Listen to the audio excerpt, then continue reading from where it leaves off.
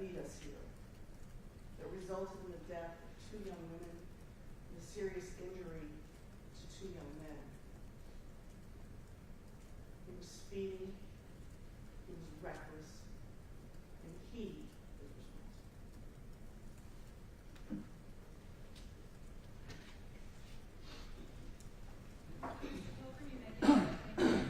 Thank you, Howard. Ladies and gentlemen, good morning. Thank you, first of all, for being here. I may have said to you, Jim Wadir, and I mean it, we could not have jury trial without yours. And the trial by jury is, we kind of take it for granted now in this country, but in the 1700s, the idea that we would bring people in from their everyday lives and have them sit in court and decide what the law is and how to apply certain sets of facts was remarkable. It was something revolutionary in the Revolutionary War. It just come out of it because that's not the way it was done in other parts of the world before then. And while our system is not perfect, it is the best one going today. It's the best one conceived by man, I believe Thomas Jefferson once wrote, to hold the government to the principles of its Constitution. And I'm shorthanding that, paraphrasing, but I believe that. And I believe that juries get it right almost all the time. And that's the reason why we're here today. It's for you as a jury, collectively and individually, to do what is called the Latin version of it. It's veredictum, which is what we use for verdict, which essentially means veredictum, vera being the truth, dictum being to speak, is to speak the truth, to say the truth. And that's the whole truth. That's not a part of it, that's not a slant, it's not a side, it's the whole truth. And today I just want to let you know that A.J. Scott is my client. He's here. Members of my office, Justice Lynn, Daniel Rice, Lori Manley, and Taylor Fields are here helping me this week. And you'll see them coming and going throughout the week. I just want to let you know who they were. Some of you I mentioned during voir dire, or you mentioned me, where you could serve on juries, others of you have not. And oftentimes it is asked, what is a jury's role? What do they do? And everybody, I think, for the most part, has either read or watched on television verdict. Everybody knows the verdict, right? And that's ultimately the byproduct, is the end result of what you do. But it's not what a jury does. And as I was preparing for this case, some things struck me. And you might wonder why I have a loaf of bread on my table. And I have always been a visual learner. From when I was a young child to this day, visual learner. And you might wonder, what does a loaf of bread have to do with a case? And it made me think about 30 years ago, 28 years ago or so, I had a job for a time at Flowery Factory in Newark. It's located on Industrial Boulevard between Highway 101 and 78. If you've driven by there, you probably smell it. It smells really good once you work there, not so much. But I remember I had a job, and my job was I ran a bagger. And the bagging machine was kind of toward the end of the production where you had to control the nozzles, the air coming out, you had to make sure the bread didn't get backed up. And the scoop had a sensor, and scoop out, the bread fall up with the bag, and there was a tying machine, and it went from me to the shipping people, right? They put it on trays on rolling carts into the truck, and trucks to the stores. Well, I remember the first day I was there, I had very little training, but I did have a couple of days. It was kind of on the job training. There's a woman named Bill who I think still works there, actually. And I still see him from time to time around town. And Bill was there, and he was showing me how to run the machine and what to look for and troubleshoot if something happens. And as you're sitting there the first day, and then the second day, there was a guy. Didn't know who he was, he never introduced himself. He was a man, maybe a woman on the shelf, was a man on my shelf. He would come and literally just take a loaf of bread. Sometimes he'd take a loaf of bread before it went through the slicer, sometimes after, and he had like a tray, right? Like similar to what you see with a waiter hat, right? And he'd just walk away with it. And I was curious as to who this guy was. Well, then I also found out that the particular job that I had, you were paid hourly, but you're also paid production. So the more bread I got in bags, the more ties I got on, the more I got out, the more I got paid. Every 2 weeks you got a little bonus, right? If you met certain criteria and you went above. So I started wondering, who is this guy? is he taking bread off the line that I could get in the bag and pay? So I asked Bill one day, he said, that's Q. So I literally thought the man's name was Quillian or Q or something. I had no idea. But come to find out, he was actually quality control. And also, as I worked there a little bit longer that year, I figured out there was a small office in the back, probably a third of the size and a quarter the size of this office. They had a laboratory. And this man would come and take the bread, and he'd weigh it. He would taste it. He would break it down chemically to see what was in it. If in fact what they put on the label was what was in it, how much salt, how much sugar. He would actually measure the slices. They had a little penny measure. He would put it on a digital scale. And the part I made about that is there are a lot of things that went into this. It is trying. And you're going to hear about a lot of them. And there's a lot that goes into making a loaf of bread. It starts with the guys that unload the trucks, the people that put it in the stores, people that measure the ingredients, people that mix the ingredients, that put it together. Some of them are hand twisted still to this day. And then it goes to the oven, it goes to the containers, it goes to the oven, the people control the ovens and how hot they are and how long they're in there. And then there's cooling, and then there's a slicing machine, people control that. There are a lot of parts that get before it gets in the bag, right? And there's a lot of parts in this case. So what I consider you as a jury is you're the quality control officer, person of the criminal justice system. What you're supposed to do as a jury is protect the quality of what's been given to you, and is it justice? And I use that analogy simply because it helps me explain to the jury kind of what you expect to do. And so, if you think about it, your job is to check the state's work, to check the people that were mixing it, the people that were baking it, the people that put it in the form. Did they actually give you what they said they give you? What's required by law? Does it match the ingredients? Does it match the specifications of this jury? They have to give you that.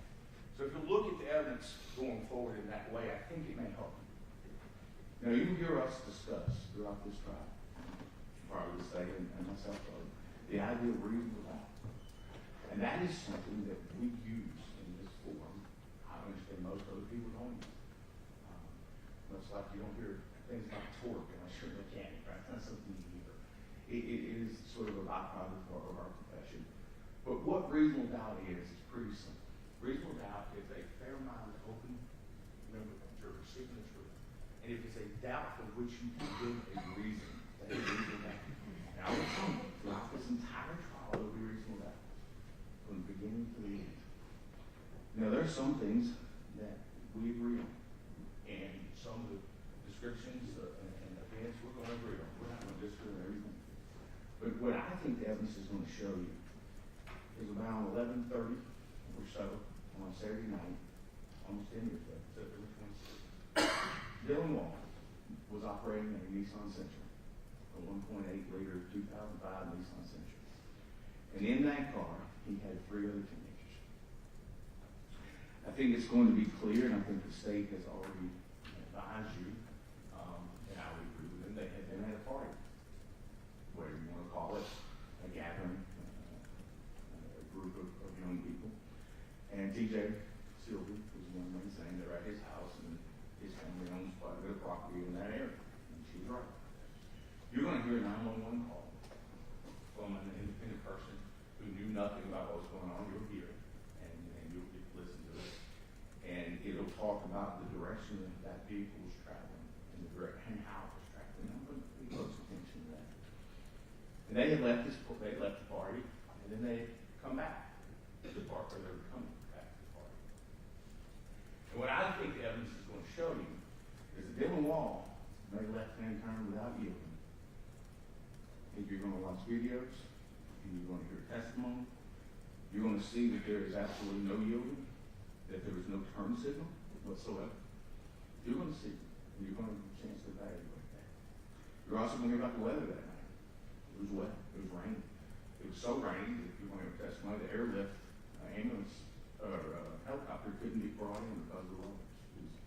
It just wasn't conducive for them to fly or land. So you're going to hear those things. You're going to hear that Dylan Wall's vehicle was traveling somewhere between 22 and 23 miles an hour as he made a left-hand turn without yielding. You will hear that. And that will come up soon.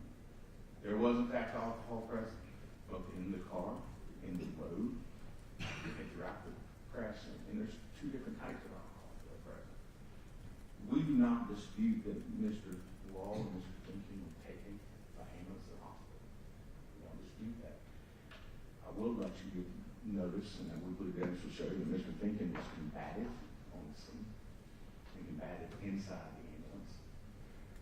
Evidence also, we believe, is that Mr. Wall would have actually vomited inside the back of the ambulance. I think you heard testimony on that.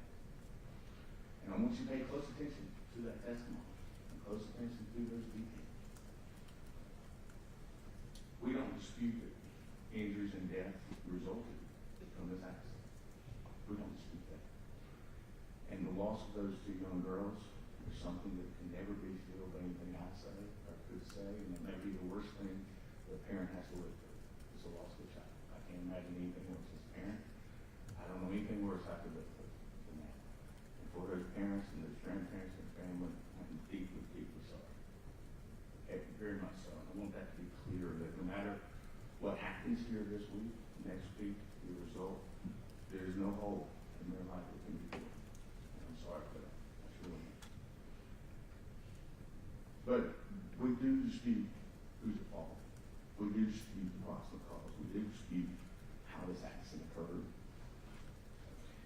And what I ask every jury to do, and I'll ask you guys to do the same, whether it's a one-day trial or a week trial, whether it's 4 witnesses or 40 witnesses, pay close attention to a lot of things. Things that are you told, and things that you're not told. Things that you're shown, things that you think you should be shown and are not. These are all things within your province to consider. And I want to leave you with one thing here. Is, as I was preparing for this case, I looked up the term for accident. Because there are different words: motor vehicle collision, motor vehicle accident. But essentially an accident is an unfortunate incident that happens unexpectedly and unintentionally. A secondary definition is an event that happens by chance or without apparent or deliberate cause. And that's what this is, folks. This is accident. It's all it's ever been. And we believe that when this is all said and done, and you have a chance to go back and deliberate, and I know that's going to be a difficult task. I understand that. It always is. And again, I say thank you for that, for what you're going to do, what you have done, and what's going to be presented to you. Is when you go back, you're going to see reasonable doubt throughout the case. There's going to be reasonable doubt.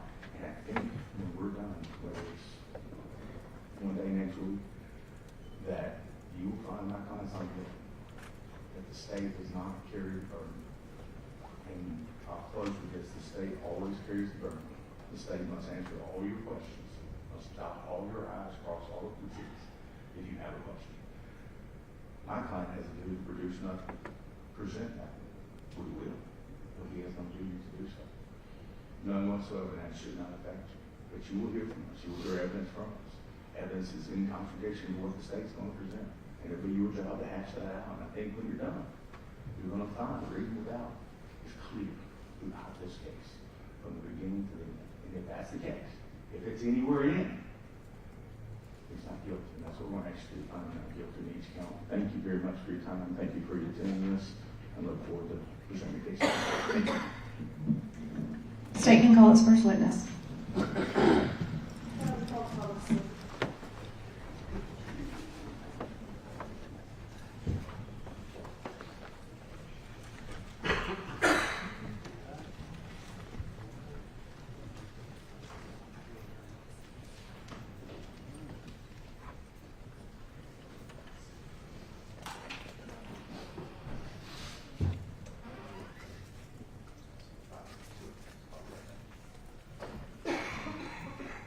Quick restroom break for the witness.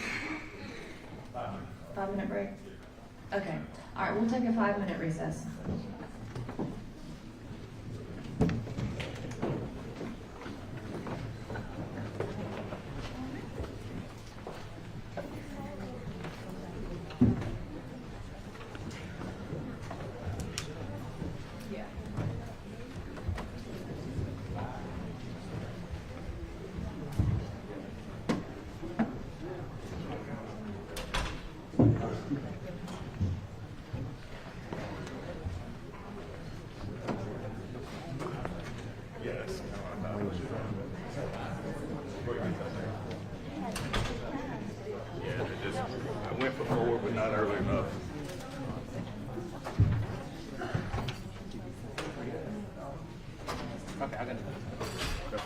be down the hall to the right. Thank you. Yep.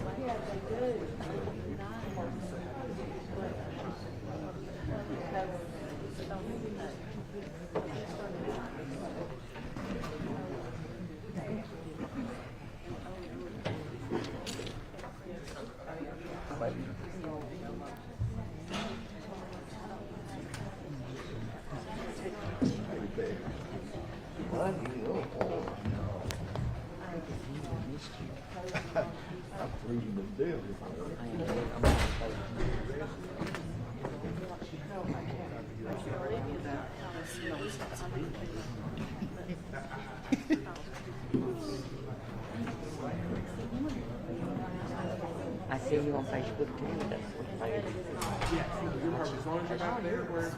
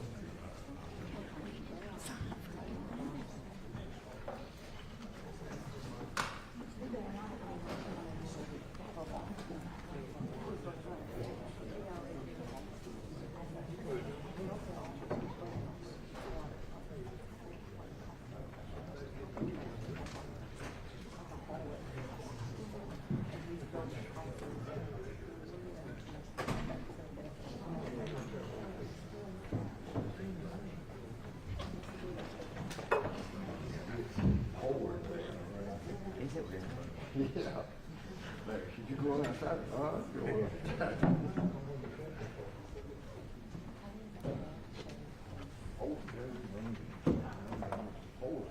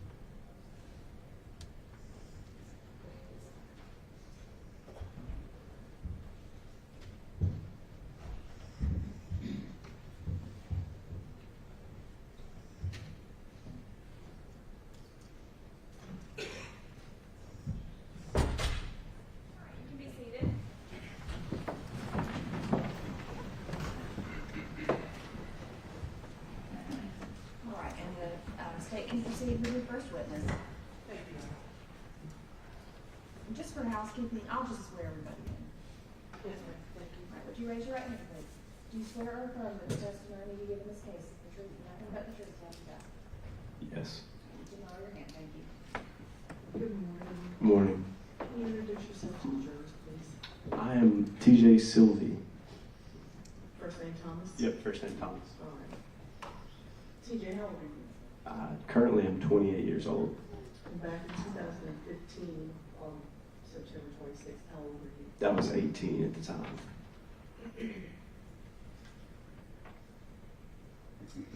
Now, were you hanging out with Dylan and Ben and Kylie and Isabella on that night?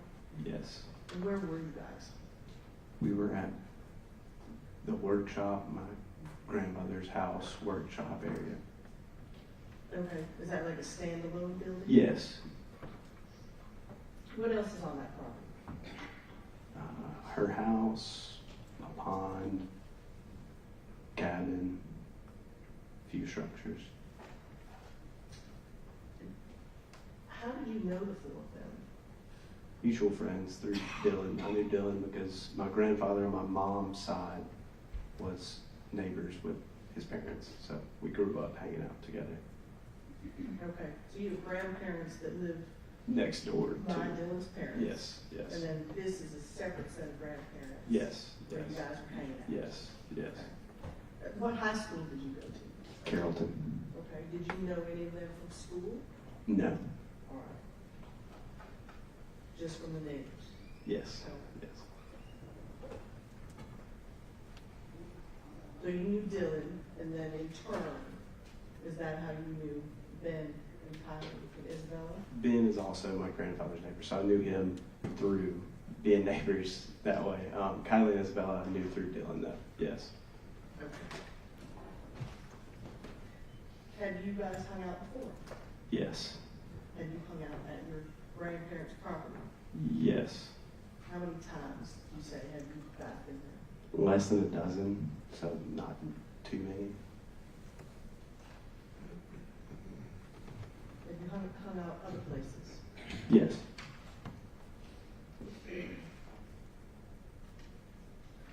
So how did this little gathering come about? I had called Dylan and said, "Do you want to hang out?" And thought it was just going to be me and Dylan hanging out, and he brought some friends with him, which I didn't have an issue with. So Brought the whole gang? yes, yes. So it was you, and Dylan, and Ben, Kylie, and Isabella, anybody else? Quentin, And who's Quentin? Dylan's little brother. So about what time do they get to your grandparents' place? To be completely honest, I don't remember. It's been 10 years ago now. It was roughly in the evening after dark. At that time, it got dark probably around 7 o'clock, so somewhere in that ballpark of time. Okay, so by the time they come, it is dark. Yes. So tell me about, so what building are you hanging out in? The shop, wood shop, yeah. So describe that for me. It's just kind of a workshop, but it had like a bathroom and an office and just an upstairs and a downstairs. Okay, 2 floors? 2 floors, correct, 2 floors. So what's upstairs? Office, bathroom, woodworking stuff, garage, classic cars, just stuff like that. What's downstairs? I had set up some exercise equipment, so I had a weight bench, squat racks, and stuff like that, and then that was pretty much it down there. Okay. So when they come, what do you guys do? Me and Dylan were actually pretty big into working out at the time, so we went downstairs and we're seeing who could bench the most weight on the weight bench. And the girls. Was that you and Dylan? At the time, I do believe it was Dylan. But yes, so we were downstairs just working out, just hanging out, and the girls were upstairs hanging out, listening to music, and they decided they were hungry. So Now, at this point, are all the boys downstairs, or yeah, it just was. you and Dylan? I want to correct that. It was me, Dylan, Ben, and Quentin were downstairs. Okay. And the girls are upstairs? Correct. All right. And they're listening to music, and you guys are lifting weights? Yes, ma'am. Okay. Now, at this point, is anybody drinking? No, ma'am. Now, you said that the girls are hungry, Yes. and so what happens at that point? They decided that they were going to go get McDonald's, and they left Quentin because they had 5 people in the car. It was a pretty small car. Definitely uncomfortable trying to put 3 people in the back seat of that car. So Quentin stayed with me, and they proceeded to leave to go to McDonald's. Now, how old is Quentin? Do you remember? At that time, I think it was 15, maybe. Okay, okay. All right, so it's Dylan and Ben, Kylie and Isabella, and they get in, whose car did they come in, do you know? It was Ben's car. And do you recall, or do you know who was driving when they left? I didn't see them like get in the car, but I believe it was Dylan driving. Okay. And how long had you all been together before they then left him? Not very long. I mean, we bench pressed a couple times, and that was about it. And they said we're hungry, so 15 minutes, probably 20 minutes.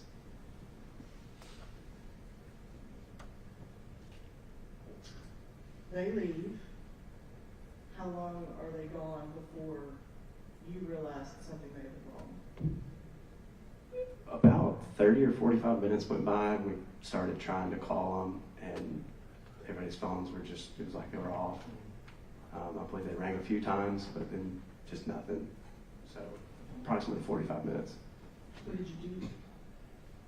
We waited a little bit longer, and then after we couldn't take it anymore, we got in the car. We were like, we need to go see where they are, because I mean, it's not a very far drive, a few miles maybe. So we went and took the route that they would have taken. And this is you and Quentin. Quentin and I, yes ma'am. So where do you go? So we go down Ham Jones Road, Lovern Farm, go to Holly Springs, and as we're pulling up on Holly Springs, we see blue lights. Did you pull up? Did you stop? Did you talk to anyone? Yes ma'am, we pulled down Holly Springs and we saw blue lights, and we were under the assumption that there had been a wreck, but we didn't think they were involved in the wreck. We were like, okay, maybe they're just stuck in traffic. So we pulled into the BP right there at the end of Holly Springs, and we were just looking just to see, and we couldn't tell if it was their car or not. But yeah, we did pull up to the scene of the accident. Did you ever speak to anyone? Yes ma'am. You may not know. Was it an officer? Yeah, it was I believe it was a sheriff's deputy. I'm not exactly sure. I'm pretty sure it was a Carroll County Sheriff's deputy though. Okay. Did you talk to them? Yeah, I did. And what did you ask? I asked if he knew who was in the wreck. We didn't entirely know at that time. So yeah, I did ask. Yes ma'am.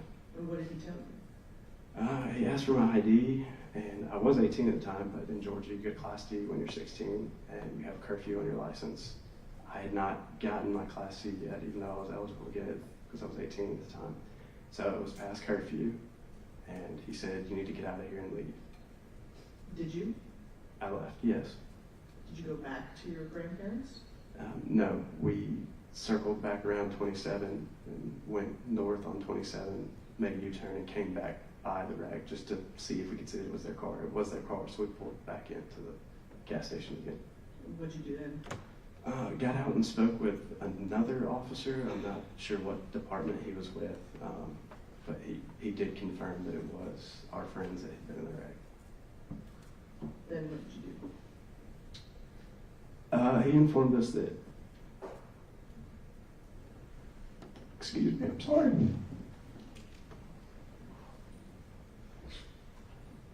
Take your time.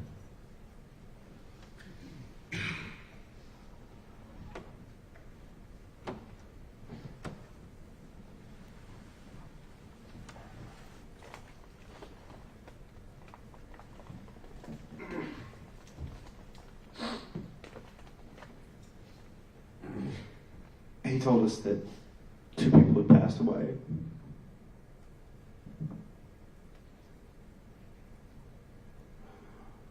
He didn't give names, but he said they wanted to be transported to Higgins in Bremen.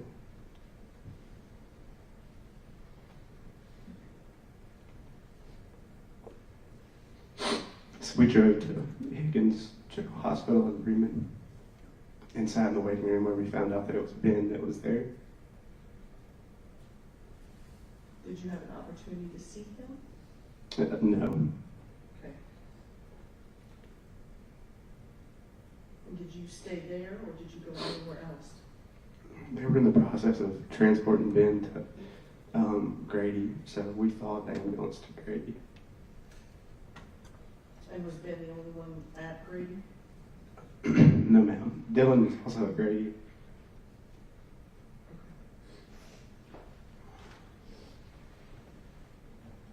Did you have an opportunity to see Dylan?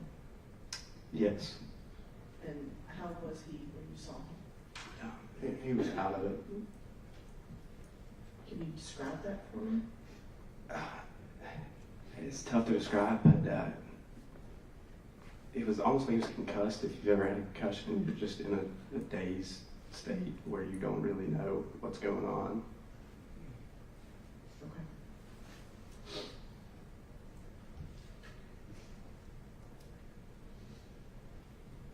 Judge, Yes.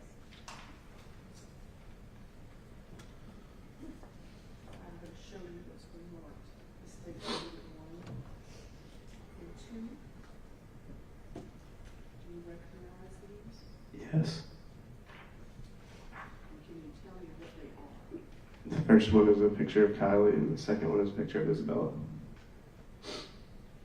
Right at this time, I tender states 1 and 2. No objection, 1 to Your Honor. All right, states 1 and 2 are admitted. Just for description, which one is 1? It is, Kyle. Thank you. And permission to publish, right? Yes, ma'am, you may.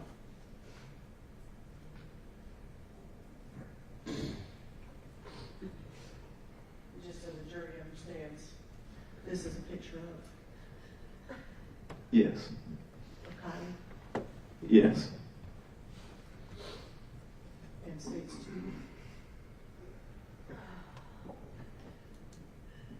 And this is Isabella. Yes.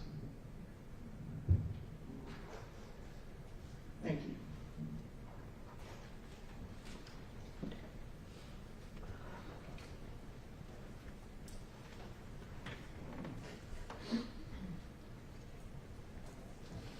Good morning, Ms. Stilley.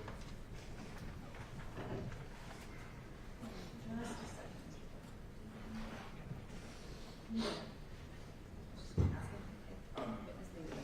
No problem. Ms. Stilley, as you said today, you testified that you are 28 years old. What do you do for a living now? I work here in town at Barnes Van Lines Logistics Company. Okay. And you mentioned a little bit about the property that was out there on Hampton Road. Is that your family's property? Yes, sir. And it's quite a few hundred acres, is it not? It's some acreage, yes, sir. Okay. And you said it was owned by your grandfather, that would be Aubrey Silver, your granddad? Yes, sir. Okay. And you mentioned the other grandfather, is that on your mother's side? Yes, sir. And they were neighbors, or he was neighbors with Mr. Finken or Dylan Wall's family? Correct. Okay. All right. Just some questions about that evening and what you recall today and the report about what happened. You mentioned that they had showed up at the shop. Did you know how old Dylan Wall was at the time? Yes, sir. He's only a few months older than I am, so And that would have been how old at the time? 18. Okay. And you said you didn't recall exactly when they arrived. If we told you this accident happened around 11:36, does that help you narrow down the time when they may have gotten there? Not really. It's been so long ago now. I mean, 10 years have passed. Okay. Not But based on sure. what you testified earlier, you said you thought it was about 30 minutes they had been gone, and then there about 15 minutes, so 45 minutes to an hour before the accident, they were gotten there. Is that a fair estimate based on your testimony? No, because as I stated earlier when I was asked by DA Waters, we didn't wait just the 45 minutes. I mean, we started calling after 45 minutes. We waited a little bit longer. I mean, we waited until we couldn't just sit there anymore. Fair enough. Okay. Now, you testified that there was no drinking that night that you were aware of, correct? Yes, sir. Okay. Now, when you came back to the scene, did you see any alcohol at the scene? At the scene of the accident? Yeah, near the BP gas station. No, sir. Okay. If Mr. Wall or anybody in the group had come back with alcohol, would you send them away, or would they been able to stay? I probably would have allowed them to stay. Okay. Now, you mentioned that you thought they were going for food. You testified that earlier, correct? Yes, sir. And I know it's been a decade. What food would have been available, let's say in Bremen, which would be the closest exit at that time? McDonald's, Arby's. Okay. And that would probably only been it, right? Yeah, pretty much, yeah. Okay. Now, of course, Waffle House is open as well. Okay. Now, how long had you lived in that general vicinity? My whole life. Okay. So, are you familiar with another, you mentioned BP gas station in your direct. Are you familiar with another gas station that was in that area? Yes. What did you refer to that gas station as? The Kangaroo. Okay. I still call things that have been 20 years changed that, but it was called the Kangaroo for you. Okay. Did you know that they had been to the Kangaroo, or did you not know? I did not know. We didn't have any contact with them after they left, so. Fair enough. And then you actually followed, you said, the ambulance to the correct? Yes. Okay. Do you know who was in that ambulance? Ben. Ben was in, okay. Now, I don't want to ask too much, but when you mentioned about concussion, do you have any medical training, education, or anything that would lead you to know that? No, sir. Just have prior experiences of being concussed. Fair enough, as have I. So it was just based on your personal. Yes, sir. Okay, not anything medical or anything you could read or. No, sir. Okay.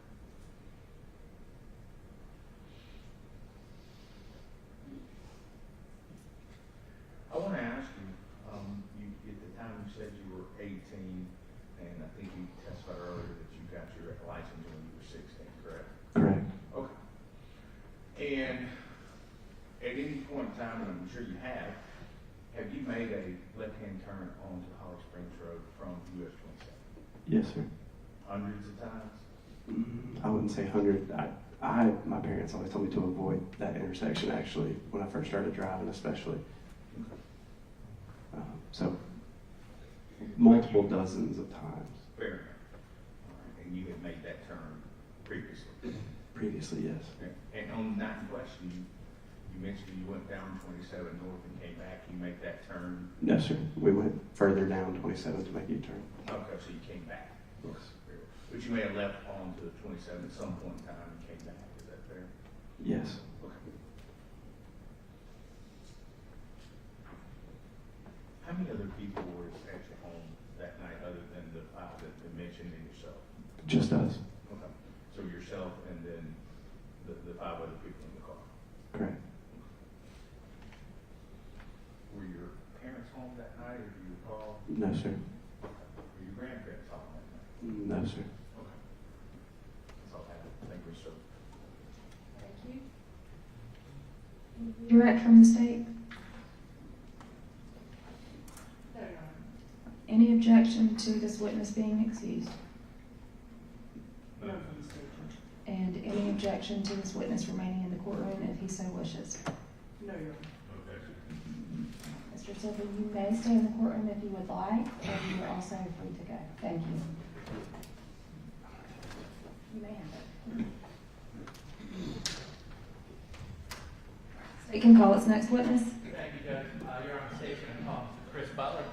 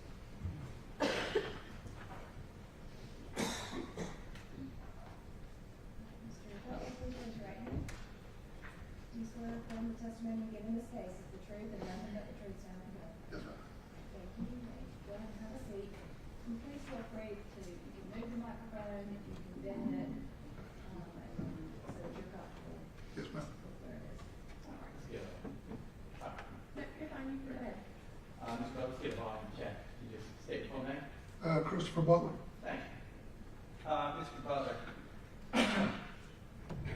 what do you do for a living? Now I install X-ray technology, so go around put in X-ray machines at hospitals and such. Doctors.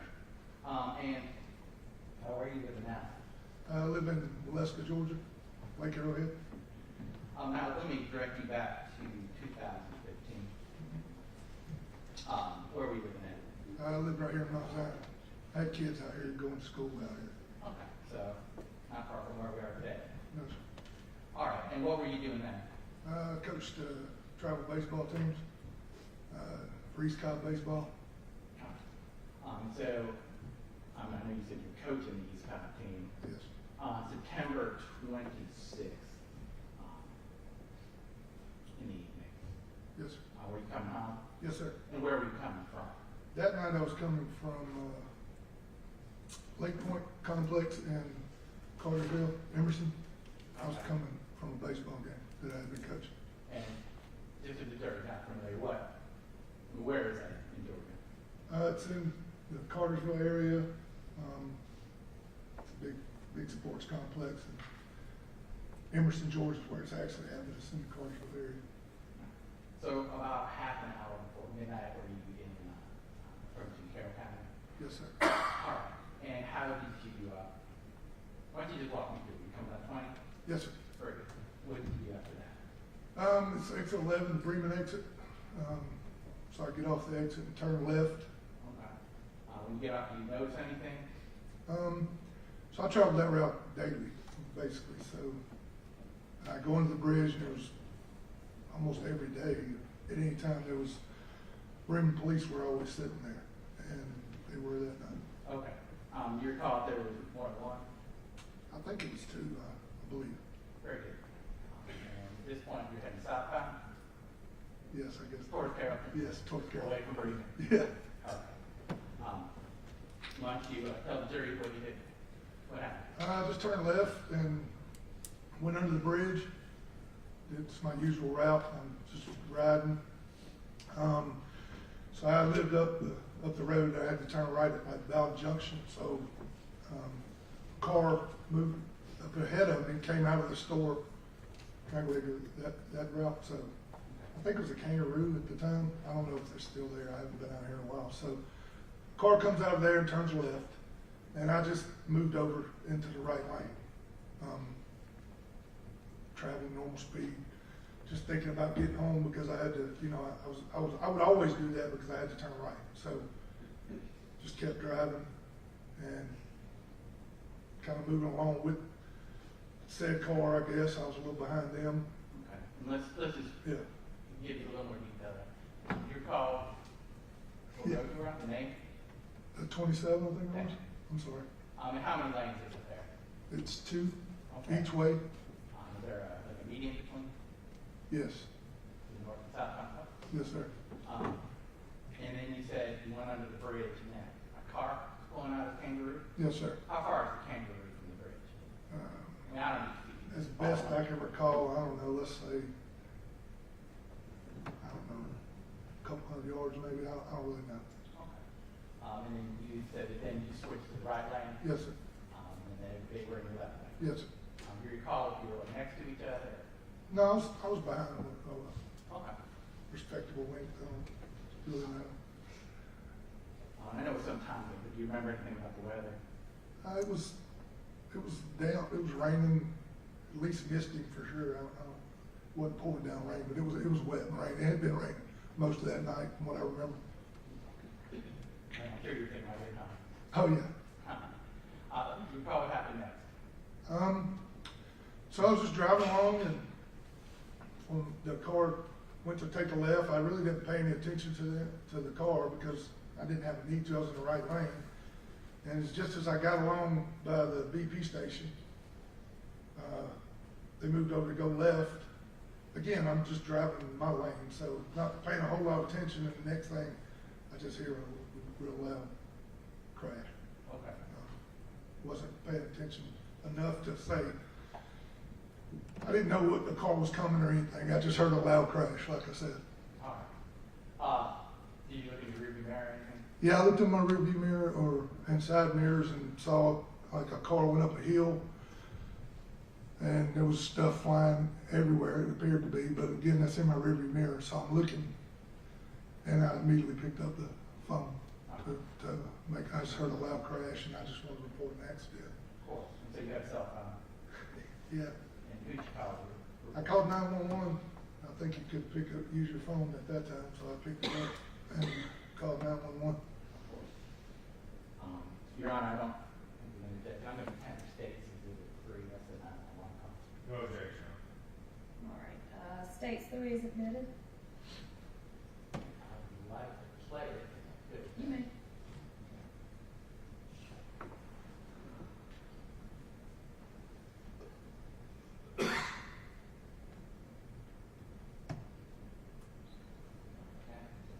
And it was a bad wreck, brother.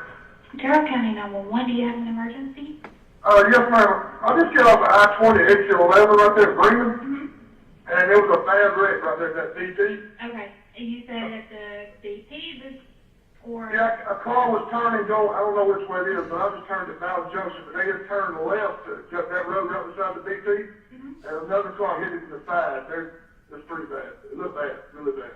Okay, because we just had one that was on the other. Yeah, it's on the other side. I was coming, I got off, So this is turned another left. one? I guess they were going, I turned left because I live right here at Bowles Junction, and they were going the opposite way towards I-20.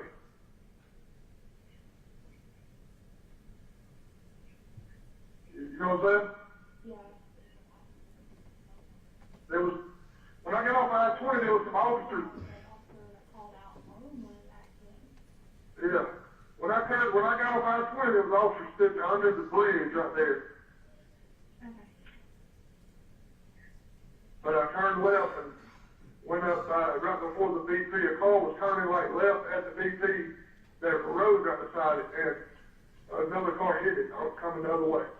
Okay. We're going to do North Highway 27.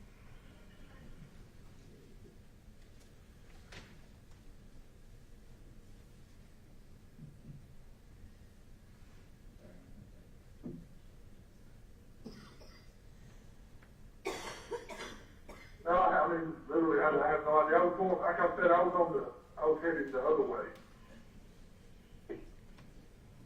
And I wanted to call. There was 2 officers sitting under the bridge down there at I-20, though. Yeah, we just had a call, and I'm not sure if there's 2 accidents, because Right. I don't, because there's one that. They had Bremen PD called out on an accident right there at the bridge, so there's just 2 different wrecks. Yeah. Alright, I'm gonna go ahead and send them, because they're in 2 different places. Yeah, I mean, it didn't look good because, I mean, one car was, I mean, this car turned dead in front of the other car. Right in front of us. So another car T-boned it. Yeah. And they were like off the road. I mean, you know what I'm saying? It looked bad from where I was. I was totally going in the opposite direction. So, I mean, I can't really say. But those officers aren't far below it. I don't know what officers, they were Carroll County or Bremen, you know, it's right there at literally right at the bridge where they were at.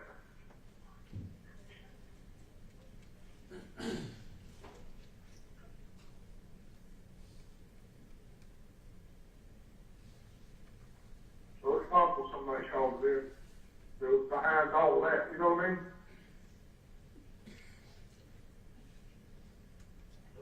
Are you there? Yeah.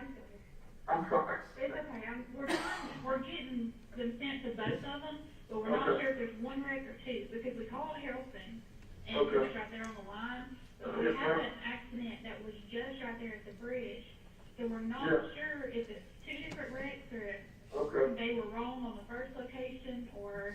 Right. I mean, I'm on Bowles Junction now. I'm almost to my house, but literally, I mean, it's kind of. I mean, they could call it in kind of close to the bridge, but it's on the. I know exactly where you're talking about, but it's right there. The road literally beside the BP, right? Yeah, literally, that car was turning to go down that road, and another car was coming. I guess that's 27 towards Bremen and hit him in the side. You know what I'm saying? Yeah, I know exactly where you're talking Yeah, I don't know if they hit him in the back side, I'm not, I mean, the front side, you know what I mean? But it looked like the one went up off the road. Yeah, because we had two. There was one at the bridge, and this is the Wow. one at the road beside the BP. Right, you're They're exactly like a right. half mile apart. Yeah, half the whole part, literally. I didn't see anything at the bridge, but I didn't see anything at the bridge when I got off, you know. I didn't see anything. But the police officer sitting over the bridge, so I know that if there was a wreck there, they would have been at it, you know what I'm saying? Yeah. Okay. Okay. Well, we have officers on their way, okay? Oh, yes, ma'am. Thank you very much. You're welcome. Bye-bye. All right, bye-bye.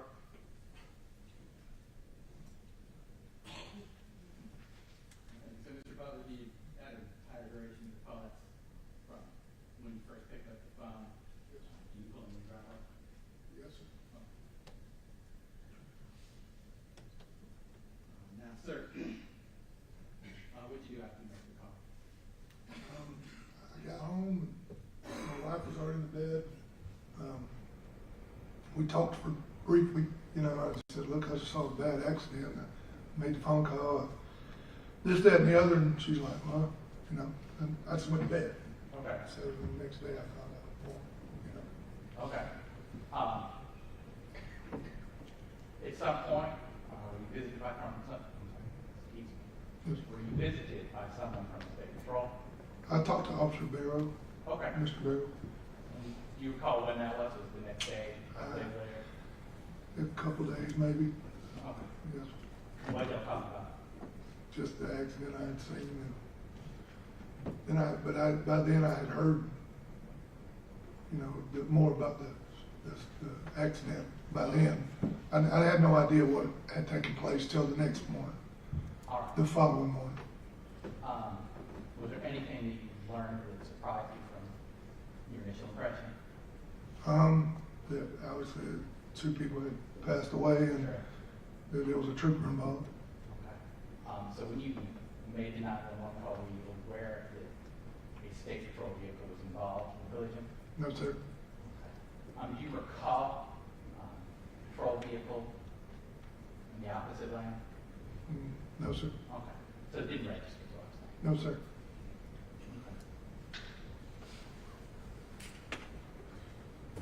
Thank you, John. That's all the questions I have subject to redirect. All right, thank you.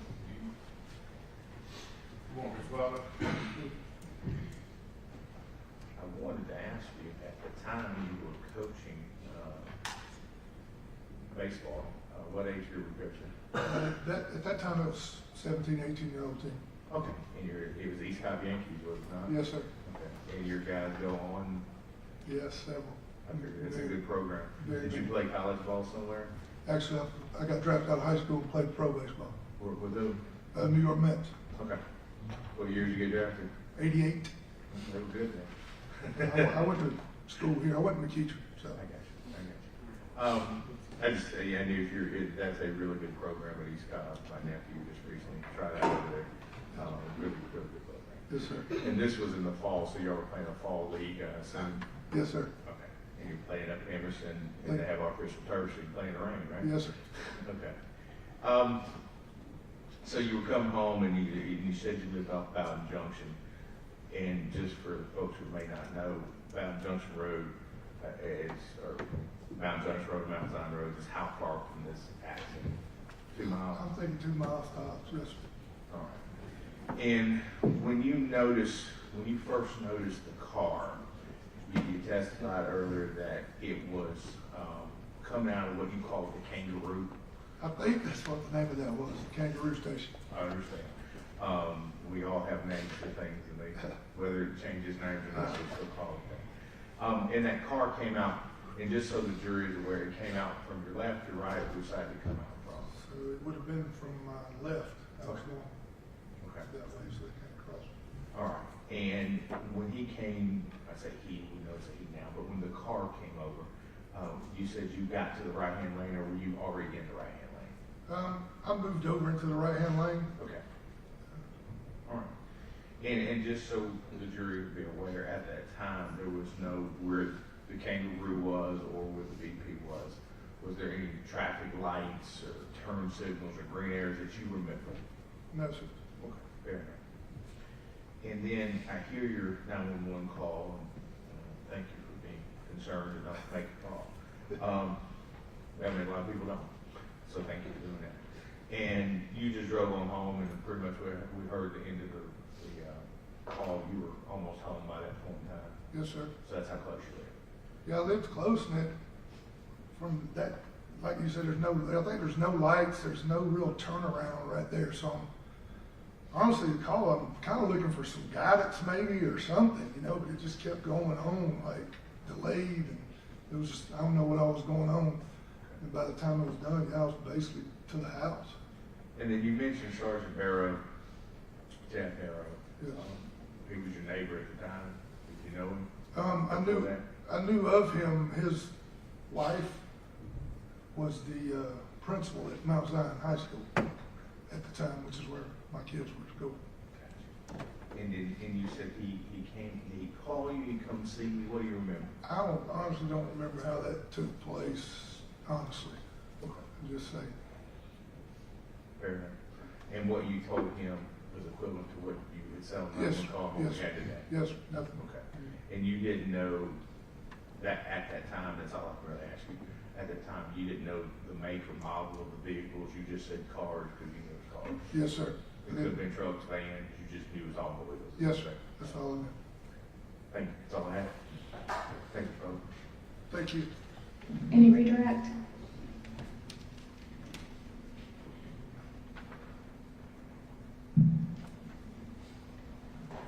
Yeah, Your Honor, thank you. All right, thank you. Any objection to this witness being excused? Not going to say. And any objection to this witness remaining in the courtroom if he wishes? All right, thank you, Mr. Butler. You can be excused, you can stay if you like. Yes, ma'am. Thank you. Thank you. Have a good day. The state can call its next witness.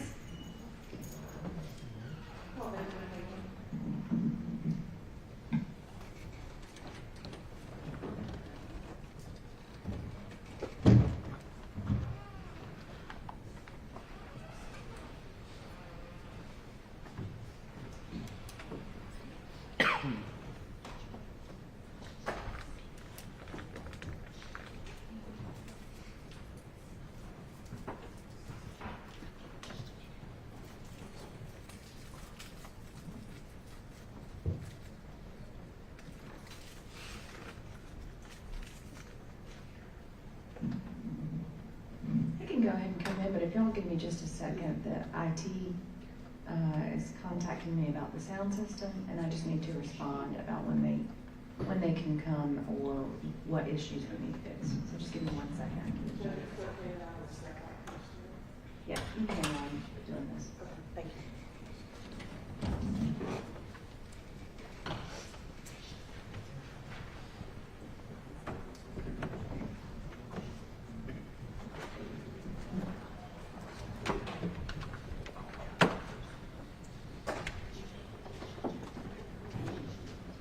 Ms. Macklin.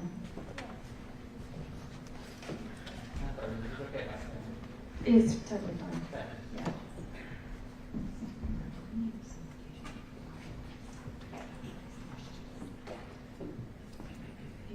They should be in the cabinet or in the box. There's a big box.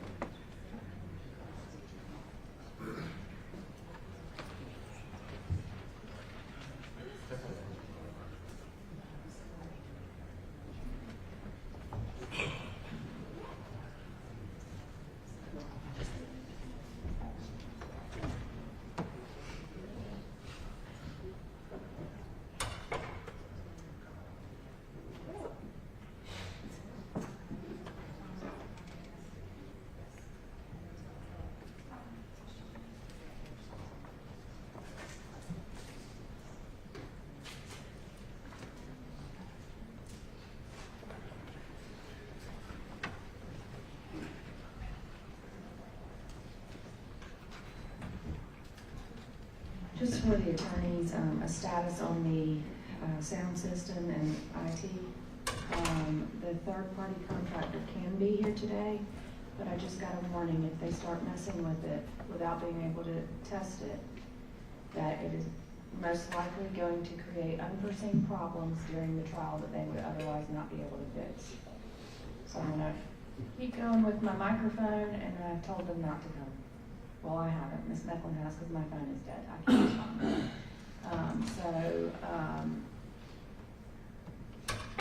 We're gonna go forward with what we have, and I'll keep using the microphones. And my apologies, I just don't want it to get any worse than it is, which they're warning me is probably more likely.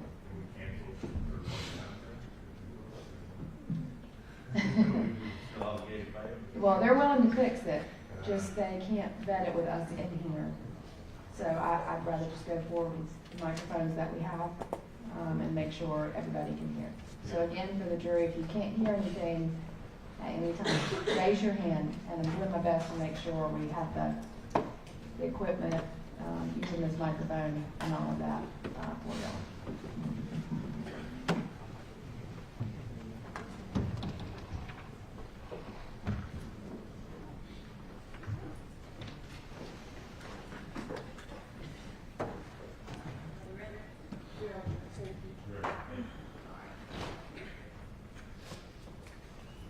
Third witness can go ahead and come in.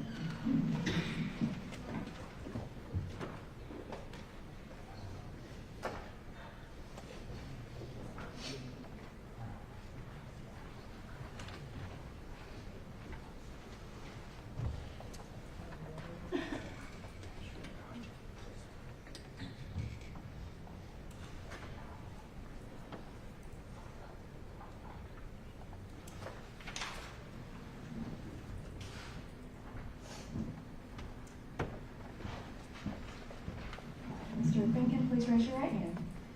Do you swear or affirm the testimony you give in this case is the truth and nothing but the truth, so help you God? All right, thank you, sir. You may lower your hand. And have a seat. There are some waters out there. Help yourself to the water if you need it. Just careful, they crinkle really well, so I have to get it in my hands and make close. All right, thank you. You may go ahead. Thank you. Introduce yourself to the jurors, please. My name is Benjamin Finken. My name is Benjamin Finken. There you go. Mr. Finken, you can pull it towards you and adjust it however you need to so you're comfortable and Yes, there you go. We've been told, and 27, just turned and how old were you back in this collision occurred? 17.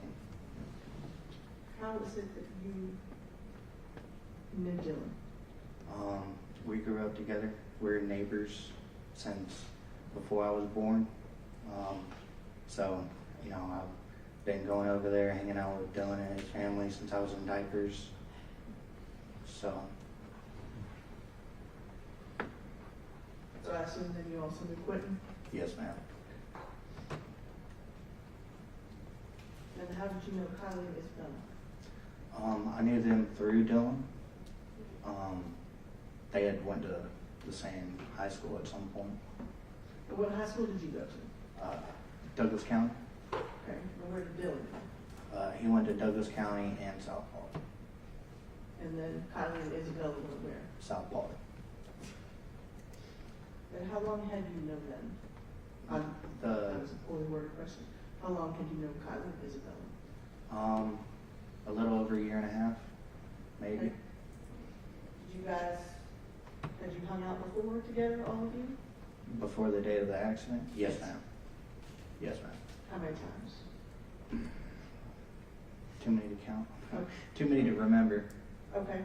Exact number. Now, were either of you dating either of them? No, ma'am. I was dating someone, but it wasn't either one of the girls. Okay. And who was that? Bethany. And how long had you been seeing her? We had been dating for about a year and a half. Okay.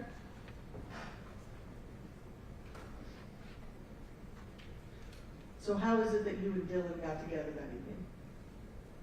Dylan had called me while I was there at Bethany's, and was just like, hey, you know,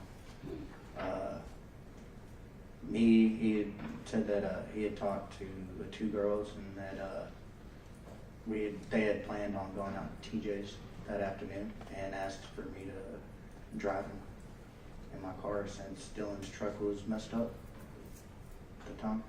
Okay, so you were the chauffeur? Yes, ma'am. All right. Now, would that have been something that you would have brought Bethany to? No, ma'am. And why not? Her something about her mom just didn't want her to. Okay, okay.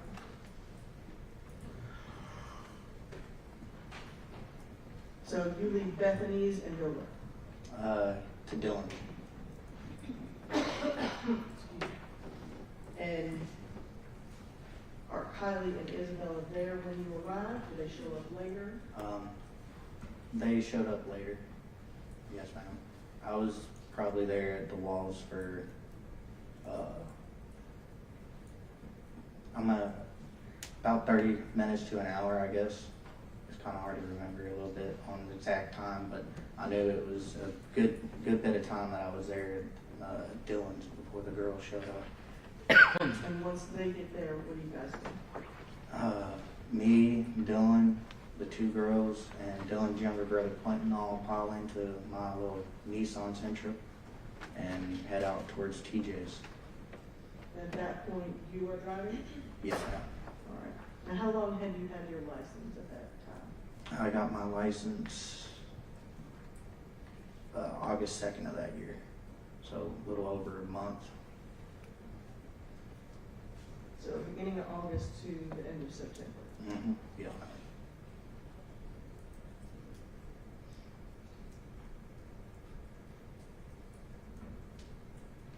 Where do you go? What do you mean? You leave Dylan's house, and where do you go?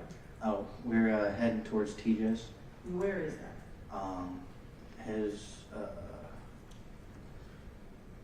It's off of 27. I mean, we were pretty much heading there when the accident occurred. Well, not then, but same route. Okay. Are you going to TJ's grandparents' Yes, ma'am. property? Yes, ma'am. And on the way, are you supposed to stop somewhere else? Yes, ma'am. About halfway between, we got on I-20 up Post Road, there in Douglasville. About halfway from Post Road to the Bremen ramp, one of the girls, I forgot which one, had asked for me to stop at McDonald's because they were hungry. There's a McDonald's off to the right whenever you go getting off the interstate there at Bremen. And instead of getting the right lane to go to McDonald's, I was in the left lane because in my mind I was just like, you know, my goal was to get to TJ's. Right. So I was just like, that was all that was in my head, and I had forgotten that the girls had asked to, you know, stop at McDonald's. So I had, you know, while we were sitting there at the intersection, I had looked over at Dylan, and I was just like, well, I could just, you know, get over in that right lane and just go up there to the McDonald's. And then that was when we all just kind of agreed to go to TJ's. And if the girl, you know, because TJ most of the time had snacks and stuff there at the shop. And I was just like, well, you know, we can kind of ransack through, see what TJ has to eat. If you're still hungry after, or if there's nothing to eat, then we can always just come back out to McDonald's and get y'all some food. So you went ahead and you went directly to TJ's? Yes, ma'am. And what was the plan for the evening, or did you pack one? The plan for the evening was to just kind of hang out, chill. Dylan and TJ were in a workout regimen at that time, so they were working out real hard and stuff like that. And so pretty much by the time we pulled up to TJ's, Dylan was already downstairs. By the next thing I know, he's down there bench pressing with TJ. So. And what are you doing? Me and Quentin were upstairs in the top of the shop, just listening to music, hanging out with the girls. There was cupcakes from a senior party that TJ was a part of that he had extra of. So we all kind of pretty much had a cupcake sitting there eating, and then of course, you know, the girls, they pretty much looked at me because I was the one that drove there, and they were just like, these cupcakes, they're not enough.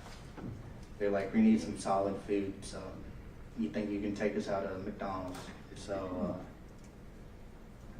I went to go downstairs where TJ and Dylan were working out, and told them that, you know, the girls were still hungry. They wanted some actual substance, some real food,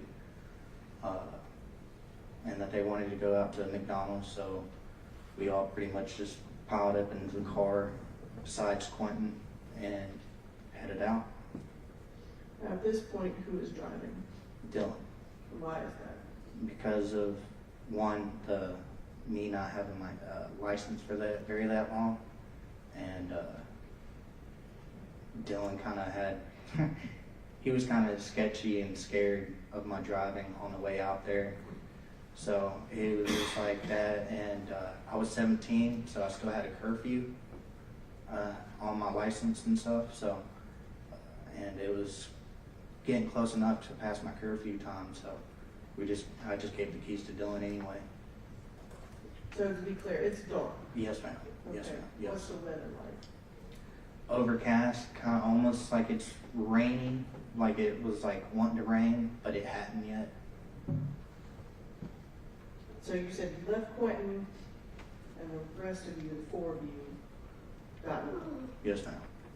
Where do you go? I don't remember. We were supposed to have gone to McDonald's, but I don't remember ever going there. What is the last thing you do remember? Pulling out of the Kangaroo. Okay, so you were at the Kangaroo. Yes, ma'am. The gas station. All right, do you remember what happened there? No, ma'am. Okay.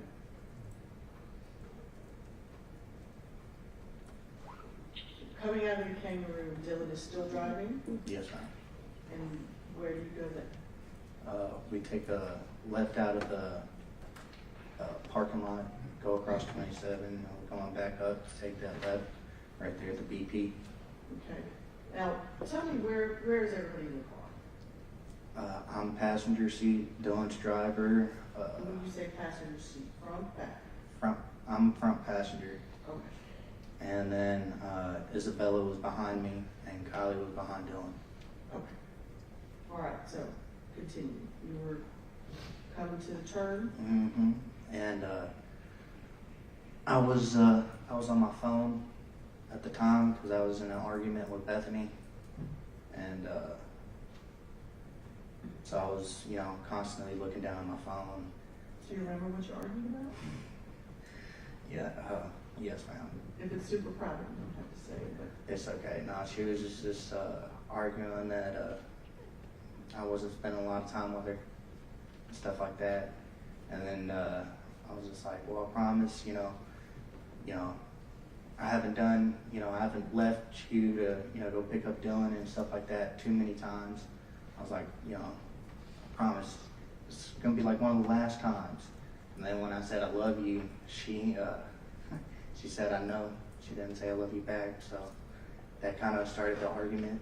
Or not argument, that just kind of hit me home a little bit. So I was just sitting there staring at my phone. But that was whenever Dylan was pulling up to take that turn, and yeah, I was looking down at my phone. Dylan was just like, "You see headlights?" I'm like, I look up. Nope, I don't see any headlights. Dylan makes that turn. Sitting there, still looking at my phone. Put my phone down. Look to the right, see headlights. Next thing I know, I wake up at Grady. So you don't remember anything between the impact and being in the hospital? Do not remember anything. Not after the impact. Next thing I know is I just woke up at Grady. Had anybody been drinking at TJ before you guys left again to go to McDonald's? I don't recall. I don't remember.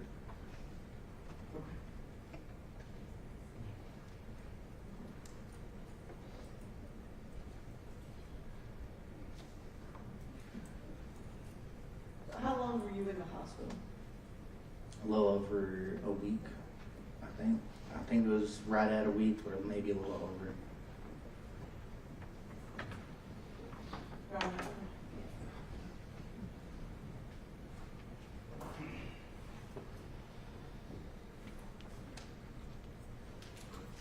I'm going to show you what's been marked as states 4, Mm-hmm. 5, and 6. Yes, ma'am. Do you recognize these?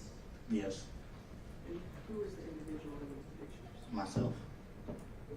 Where are you when these pictures are taken? I'm pretty sure that was at Grady, most of them. Your Honor, at this time, we have tender states 4 through 6. No, there's 4 through 6 now. 4 through 6 are admitted. Permission to publish.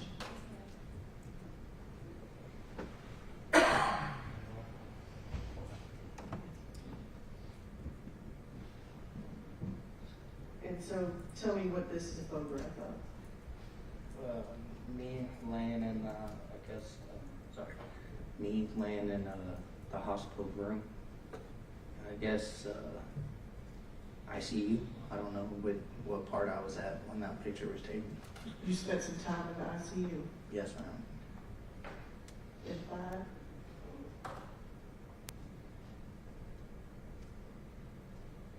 This will be just a close-up photograph of you. Yes, ma'am. And 6. This would be a picture of your face on. Yes, ma'am. So, you wake up in the hospital. Do you remember what is happening to you at that point? No.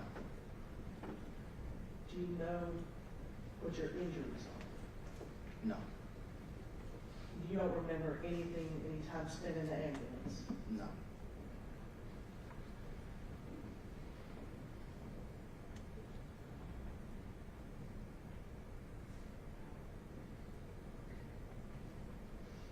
Now, once you left the hospital, did you have any further medical treatment?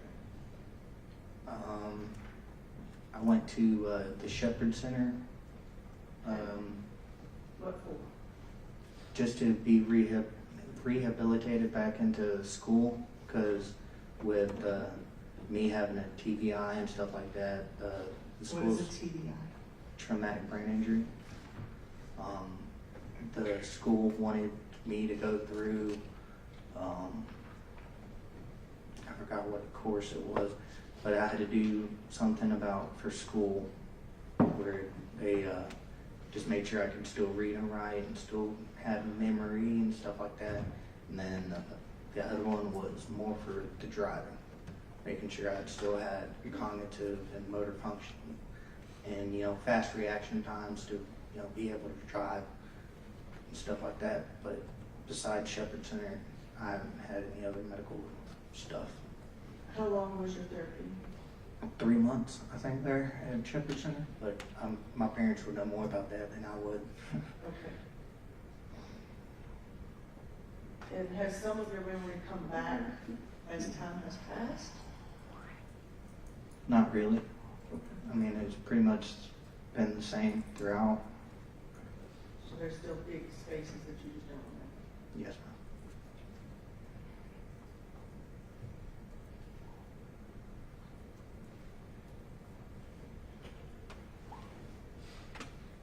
Thank you.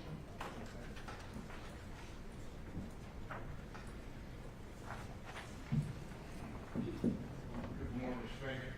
Morning. Ask a few questions of you this morning. Now, As you said here today, you said you're 27 years old, correct? Yes, sir. What do you do for a living now? I am a welder for a company called Division 5.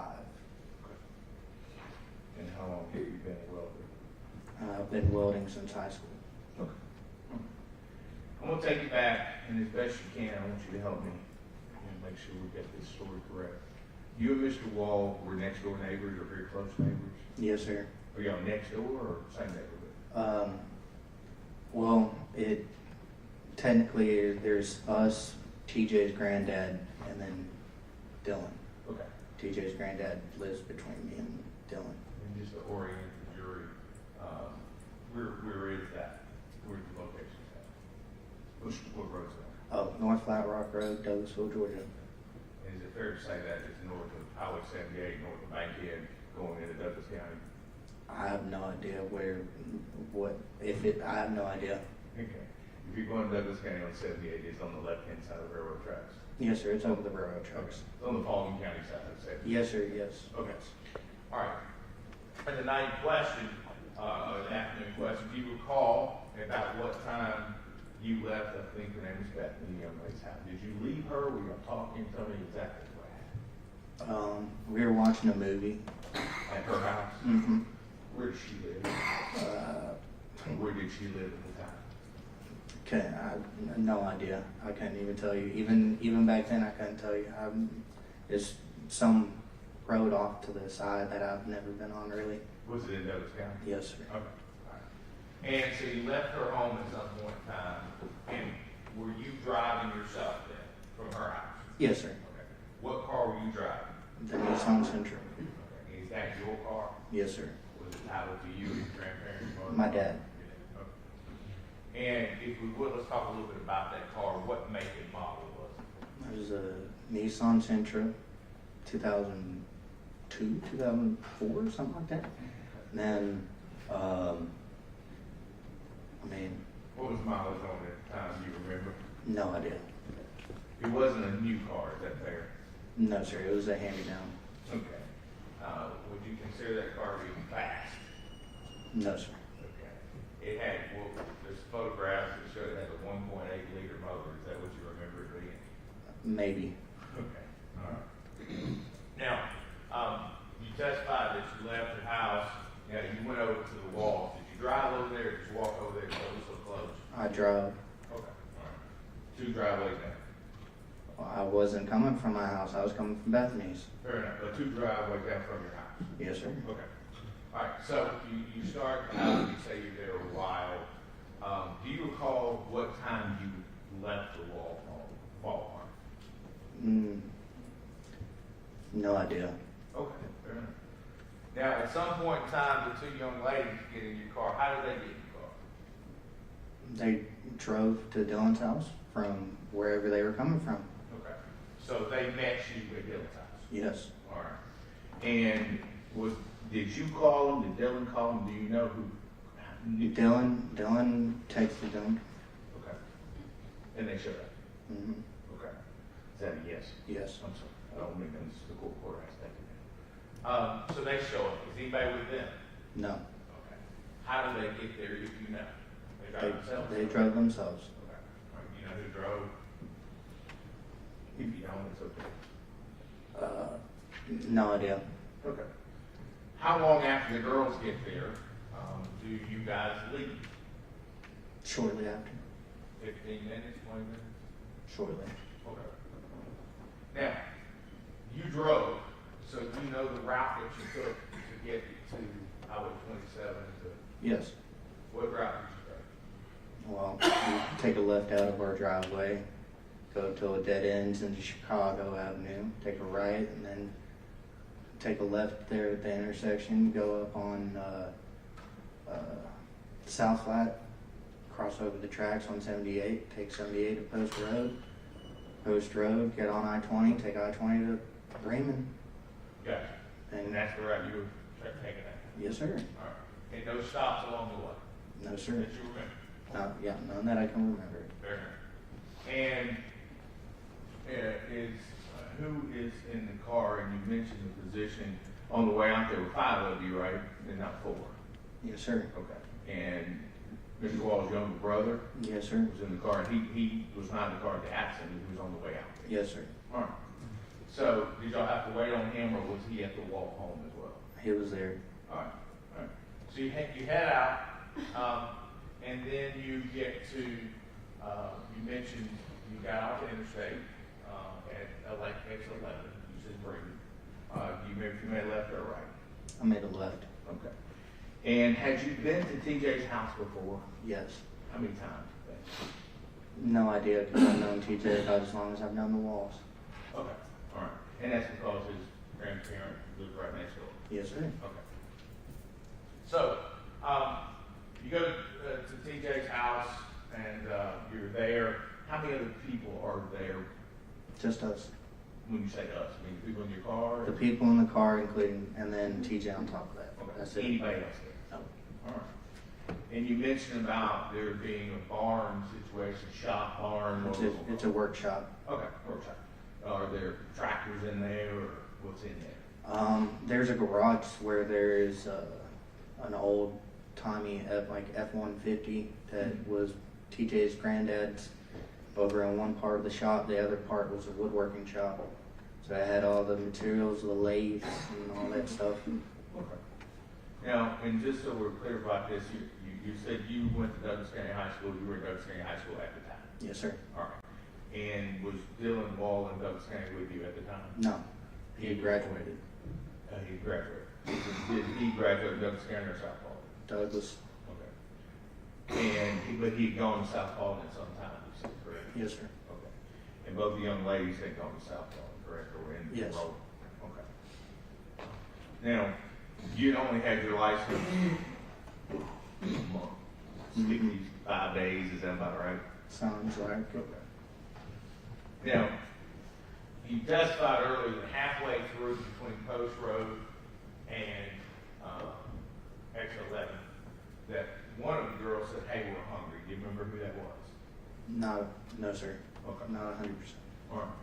So, at the time, in 2015, did you consider stopping at either of the Bill Ricker locations or McDonald's at both of those? Did you just No, because I didn't know of those locations. I only knew of the location right there off the exit. Okay. Did you consider stopping at the Temple location where there was food restaurants? Nope. Okay. So you had decided that you were just going to stop at the McDonald's off of X11 because you knew where it was? Yes. All right. All right, so you get off, you said you make a left, and then, just so we're clear, do you recall what road you made a left on to get to TJ Silver's? No, I do not recall. I told you it was Holly Springs Road, but that. That sounds about right. And was that a road that was adjacent to or beside or next to a BP gas station? Yes, sir. All right. So is that direction that you traveled to get to TJ's originally? Yes. All right. So now, you get to TJ's. I'm assuming you got to get out of the car and go inside at some point in time. Yes, sir. All right. How long were you there before you left? 15, 20 minutes. All right. And you left, and you testified earlier that you left because one of the girls, or both the girls, Both. wanted real food. Yes. Is that fair? Okay. Not cakes or crackers or whatever it was. Yes, sir. Okay. Or cupcakes. It's cupcakes. All right. And then, at some point in time, you go to a Kangaroo gas station. Yes, Is sir. that fair? Yes, sir. All right. And you testified earlier, I'm going to ask you to think really hard about this. Do you recall who went in the store with the Kangaroo? Or did anyone go? I don't remember. Do you remember Dylan going in looking for cigars? By chance? I don't remember.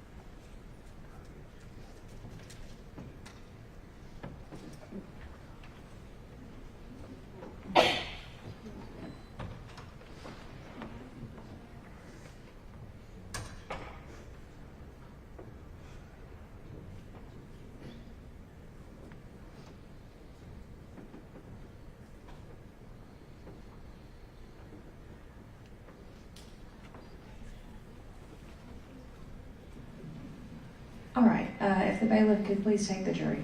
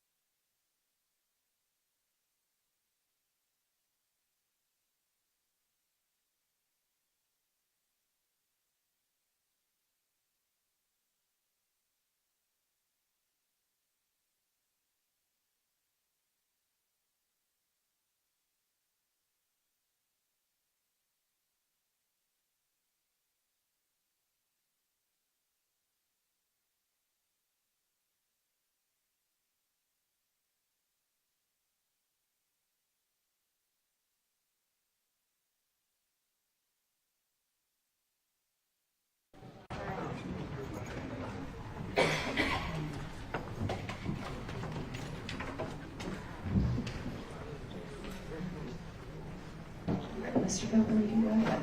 Your Honor, prior to your self-mistake case, mentioned to Your Honor about possible markers and transcripts prior, and you call that court exhibit 1 or A. Do you have a preference on what we call it or how we refer to it? Let's go with court exhibits as letters, Okay. since y'all's exhibits are numbers. And then they'll be easier if we need to pull them out, so it can be, do you have exhibit stickers? I think I put a bunch of blank stickers also on your desk in here. Did you find those? Okay. And do you need something to write? Y'all want to have it's 3 chapters, 3 portions, we'll call it A1, A2, A3, or just A, whatever you want to call it. We can just mark, is it all one exhibit, just one transcript? Yes, Your Honor. Yeah, we can just mark them all A. Close to 1,000 pages, you know.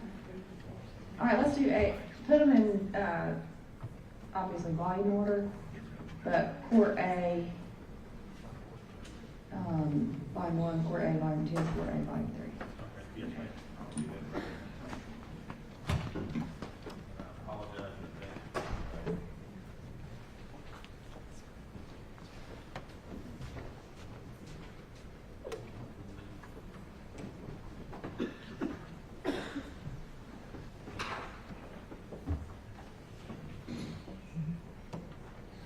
Your Honor, at this time I'd like to ask Mr. Finkel if I could. Probably, and hopefully refresh his recollection. Mr. Finkel, do you remember giving sworn testimony previously about this? Somewhat, yeah. Okay. I'm going to show you what's been marked as Court Exhibit A. Go to page 102. Okay. And I will tell you this is your portion of your testimony previously. Yes, sir. I want you to look at this, if you would, starting anywhere you want to, obviously, as a witness. Come on. What I'm going to ask you, I'm going to sort of starting there at 18, line 18 below. Do you see those? Mm-hmm. Is that a yes? Yes, sir. Okay. And then I'm going to have you look over to page 103, starting page, or line 1 over to line 7.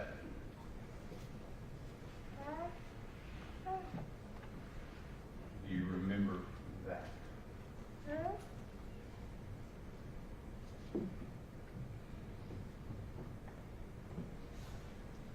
Yes, sir. Okay.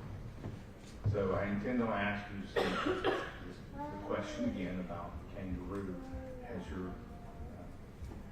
memory been refreshed adequately now with reading? Yes. Yes. Thank you. That's all I have that issue on. Thank you. I want to put that somewhere, keep it out of jury, you want to keep it where you want it. All the evidence in there, yes, you can use it as all the evidence. Let's talk about everything.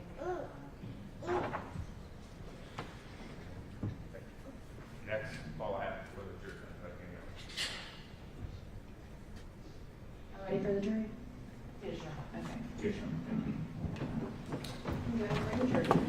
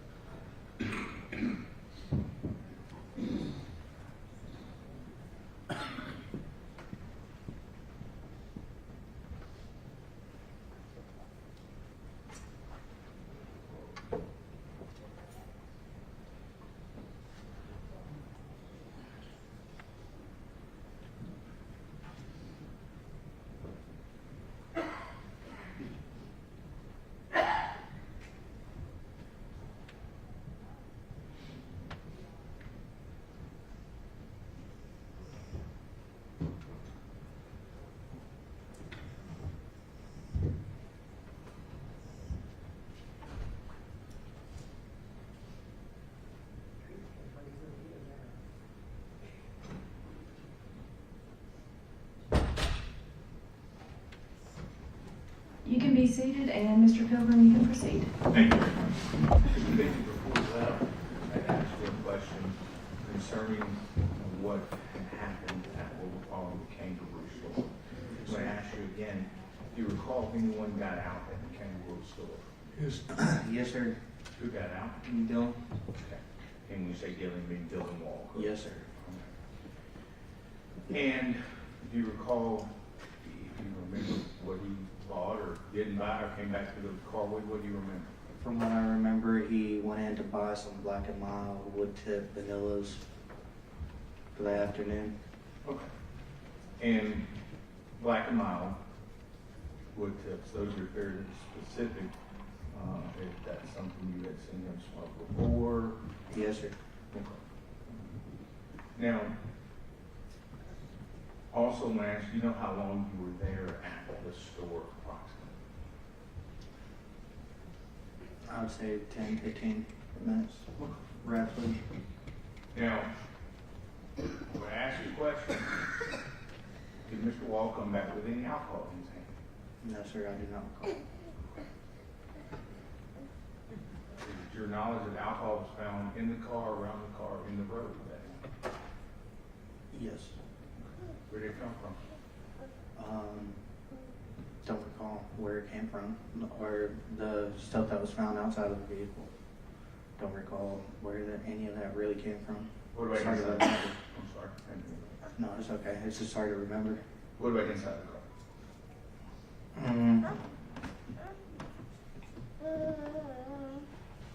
I don't really remember. And just so we're clear, the testimony would be that you were not drinking that night at all? So, from what I can remember, I hadn't had anything to drink. Do you remember anyone else in the car having anything to drink? No, I don't remember. All right. Now, your testimony is that you left Ellisville, 5 of you in the car, 5 of you got to TJ's house, 4 of you left, then the accident occurred. Is that a proper timeline?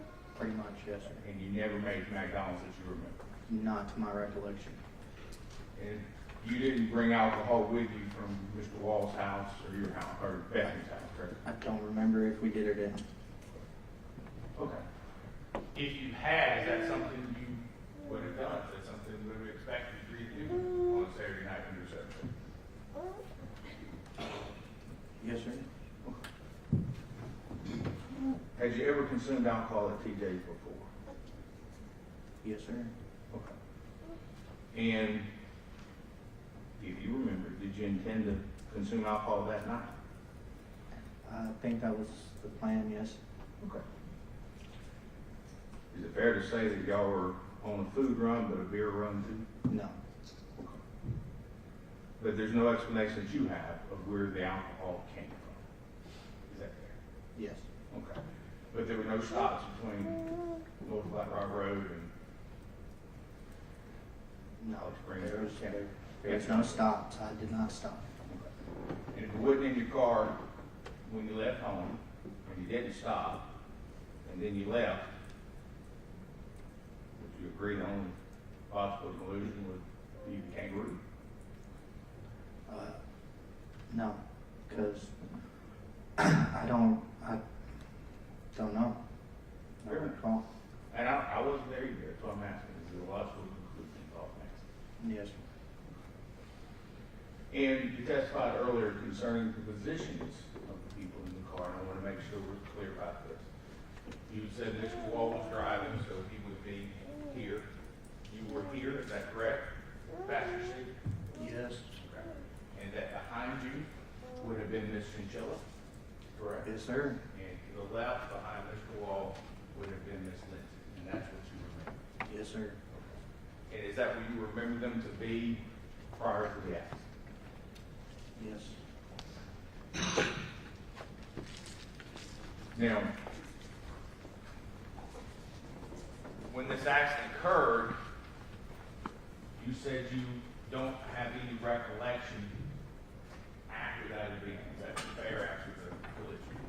Yes. Okay. Do you remember your ride to either hospital or anything along those lines? Okay. Do you remember EMS or anybody or emergency personnel meeting with you? Talking. I remember Georgia State Patrol showing up at Grady. Okay. That was about it. Okay. Do you remember who that would have been? No idea. Not by name. Okay. Very good. It wasn't Mr. Scott, was it? No. Okay. It was someone else who said that. Yes, sir.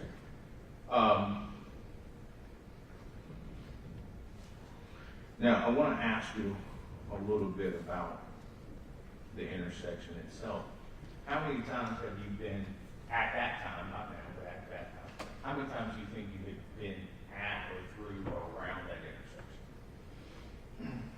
I'd say probably close to about 100 so times throughout my life. Oh, fair enough.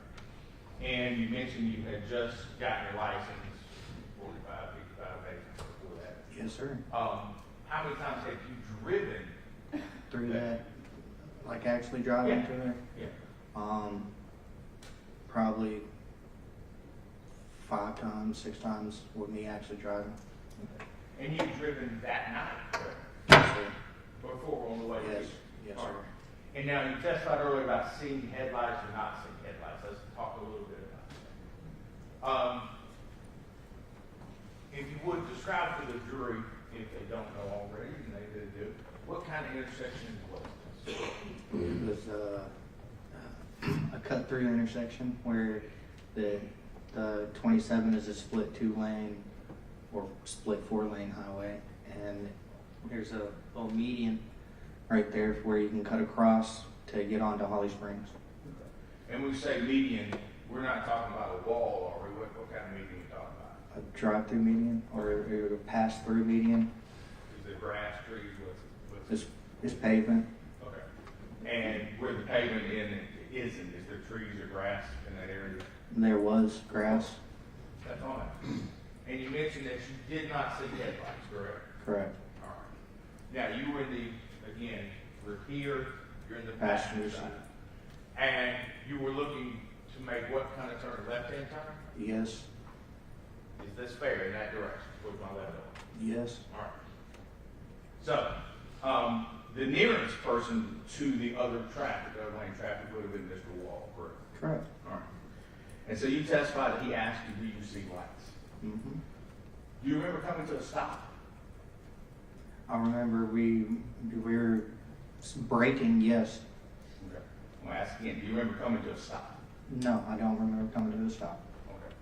Now, do you know approximately how far the Kangaroo Station is to where the accident occurred? Approximately. The 100 times you've been through. I would say probably about 700 yards, 500 yards, somewhere around there. Okay. Okay, fair enough.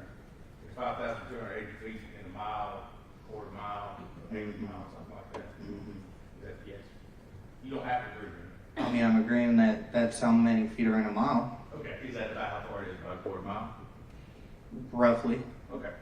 And since you were in the car, you remembered seeing lights. Let's talk a little bit about it. When you came out of the Kangaroo, what direction did you turn? Left. Okay. And do you recall seeing another car No. on the road? I mean, not to my knowledge, there wasn't too much traffic. Traffic was light. And you didn't see another car in any other lane that you remember going the same direction, which would have been at that time southbound. Do you remember that? Yes, I remember that. No, there was no cars, Okay. to my knowledge. Right. And then you went and you said you were braking, all right? What Mhm. speed were you traveling when you were at the 700-800 yard? I have no idea. I was not the driver. Okay. I'm asking you, as a driver, as a licensed driver, say down and say during that time, do you have an estimate of how much you travel? Probably around 30, 20. And then you made a left-hand turn, or you did, you were in the car, I'm saying you did. So you're in the left-hand car, left-hand lane, and you said you were braking. Now, I ask again, did you ever come to a stop?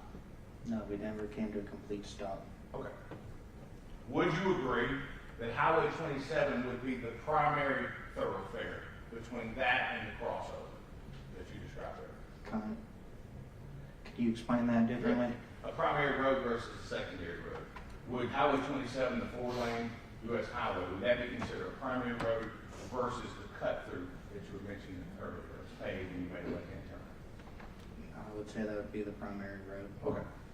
And so, he testified to making a left-hand turn. I'm gonna ask, and I think do you remember, receiving your license before remember taking Joshua's law, the class? I never had to.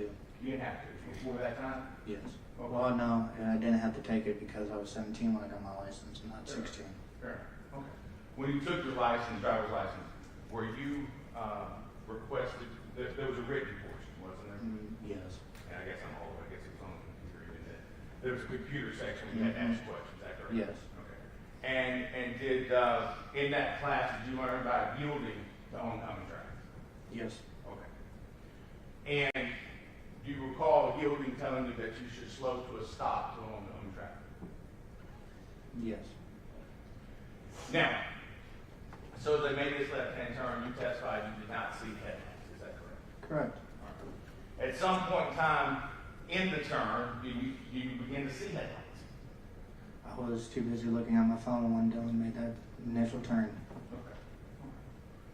And you testified after the accident, you don't remember? I don't remember anything after seeing the headlights. Okay.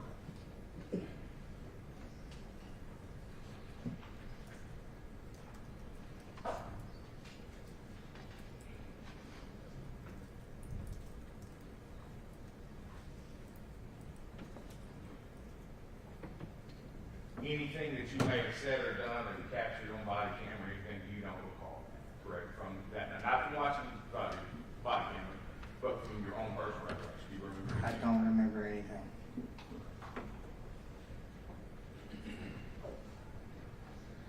Thank you.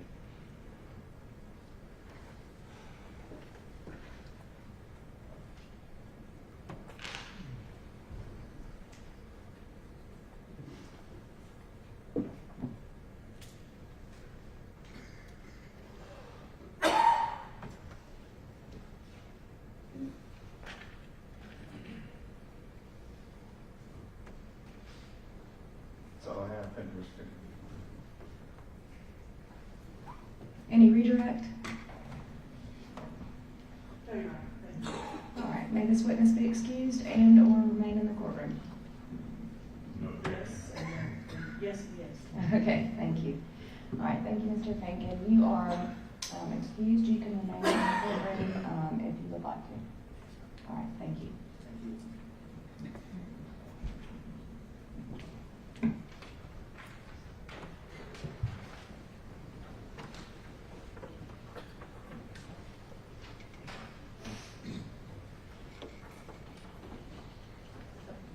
Will the parties, the attorneys approach, please?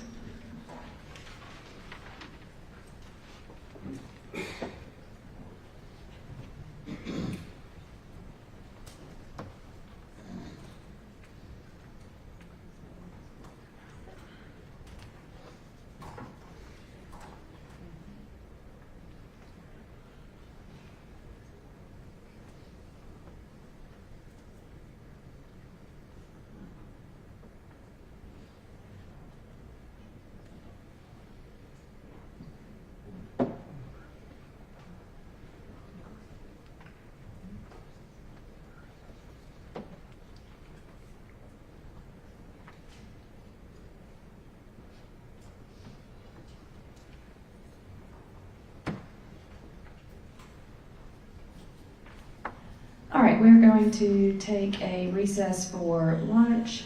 It's 12:18. If the jury would just be back downstairs in the jury room by 1:30.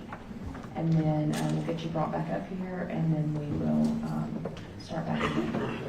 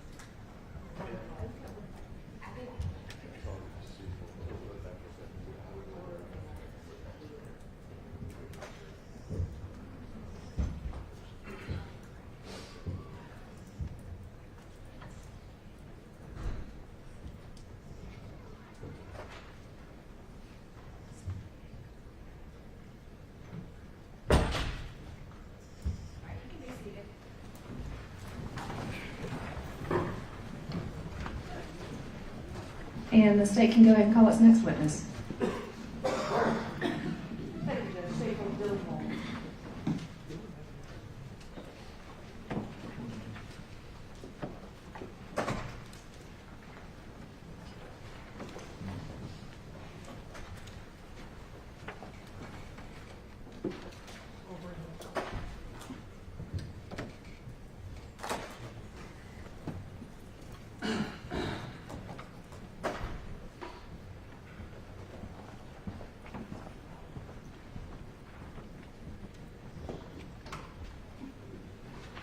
All right, Mr. Wall, please raise your right hand. Do you swear or affirm the testimony you give in this case is the truth and nothing but the truth, so help you God? I swear. All right, you can lower your hand. Feel free to adjust the microphone. You can pull it towards you, and that also bends. And then there's water right there, and you can feel free to help yourself to it. Dylan, can you introduce yourself to the jurors, please? My name's Dylan Wall. Dylan, how old are you? I'm 28 now. And how old were you at the time of the collision? 18. And you finished with high school at this point? Yes, ma'am. I just had graduated. Okay, where did you go? Douglas County.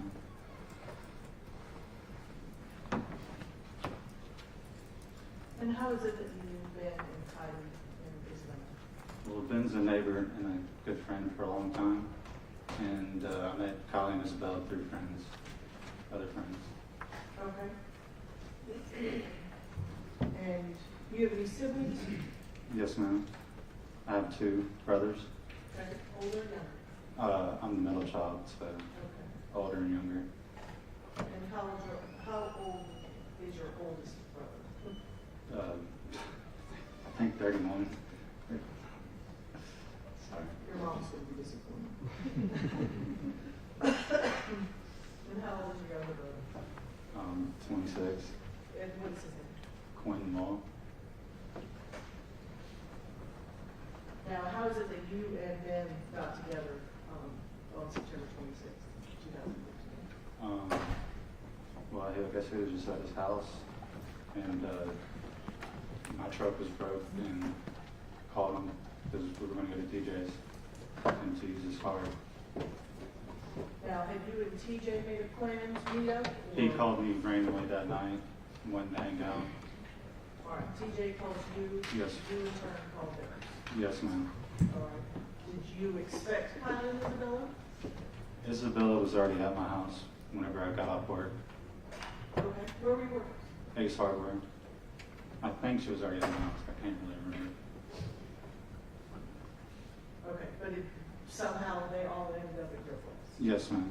All right. And did Ben come by himself? Yes, ma'am. All right. And then Isabella and Kylie may have come together, may have come separately? They came separately. All right. And so the plan was to go to TJ's, Yes, ma'am. and what were you gonna do? Just hang out. I mean, he's got lakes and stuff, but we were just gonna hang out. Did you do that often? Yes, ma'am. All right. So everybody gets together at your place, Yes, ma'am. and then you leave in the same car? Yes, ma'am. All right. And it's whose car? Ben's. And who's driving? Ben. And where did you go? Went down I-20 to 27, and we were gonna go to McDonald's, but then got in the right lane, and I just said go to TJ's because I didn't want him to make that turn. Okay, so, all right, you're going down the road, and you're supposed to go to McDonald's, which is on which direction? Right. That's on the right. Yes, ma'am. And Ben got in what lane? The left lane. Okay, he gets in the left lane, so that's not the way McDonald's. Yes, ma'am. All right. And so you told him just to keep on going? Yes, ma'am. How come? Because it was just a risky turn, because he was already in the left-hand lane. Okay. So you go to TJ's, now it was the 4 of you and who else? My brother, All right. And your brother was how old at this time? 16. So you get to TJ's and what do? Me and him go down to the basement, and he has a workout bench, and we worked out for Is about that something you were doing at the time, or? big time, yes ma'am. Okay. And what was your brother doing? I'm not sure if he was down there with us or not. I think he might have been upstairs with the girls. What were the girls doing? They were just listening to music, Okay. What was TJ doing? working out with me What was Ben doing? up there with the girls. Okay. So they're listening to music, are you doing anything else? No ma'am, we were probably only there for 10, 15 minutes. All right. Did you eat? Did you drink? Did you? No ma'am. Okay. And you said you were only there for 15 minutes-ish? Yes ma'am, not long. Just long enough to work out and go back up there to take them to McDonald's. Okay, so you left because, The girls were hungry. all right. So who gets back in the car? Everyone but my little brother, because I told him it was already a packed car, so I told him to stay. We're coming right back, and he did, and he stayed with TJ. Okay, and who's driving? Me, Why? because Ben just got his license, and he's not supposed to be driving at night. Okay. How long have you had your license? It's the day I turned 16.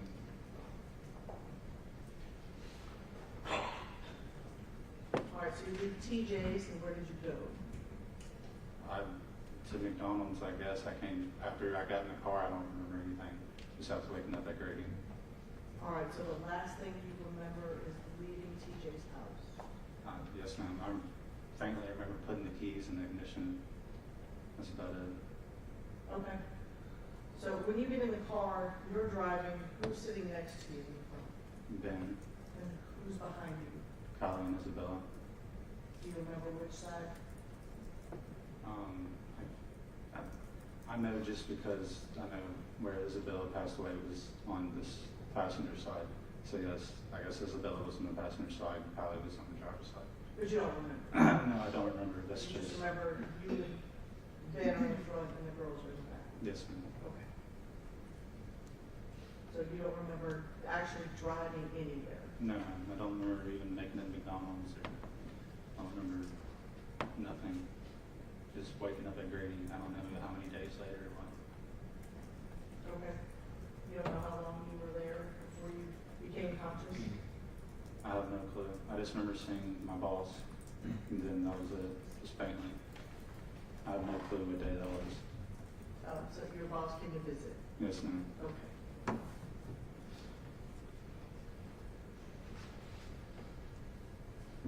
Now, do you remember having any alcohol at TJ's? No, ma'am. Okay. You gave me kind of a funny look. Why is that?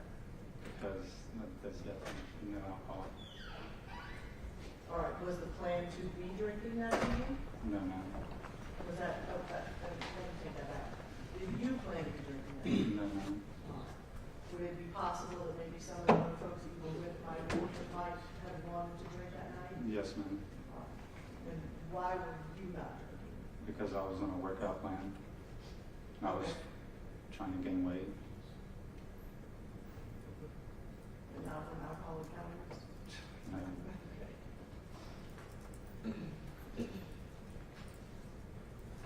Now, do you know how long you were in the hospital? I think 5 or 6 days.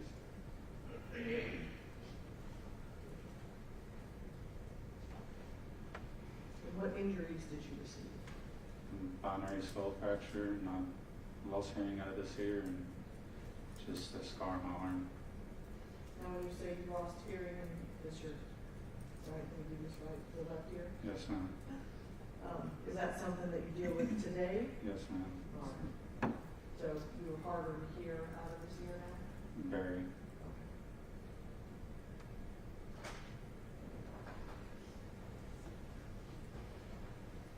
So I assume then you don't remember being transported, you don't remember being in an ambulance or anything? No, ma'am. Talking to people at the scene? No, ma'am. Go ahead, Coach. Yes, ma'am.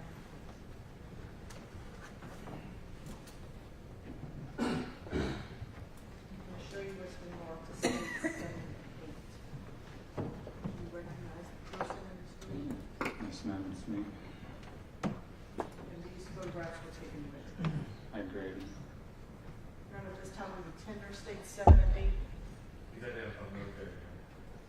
All right, 7 and 8 are admitted. Thank you.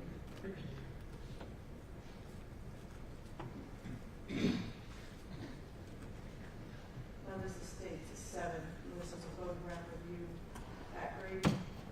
Yes, ma'am. Do you remember this photograph you were taken? No, ma'am. It states 8.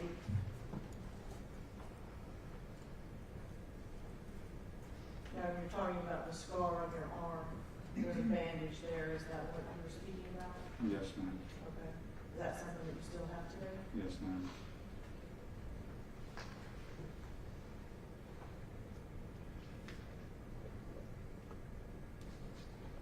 Thank you.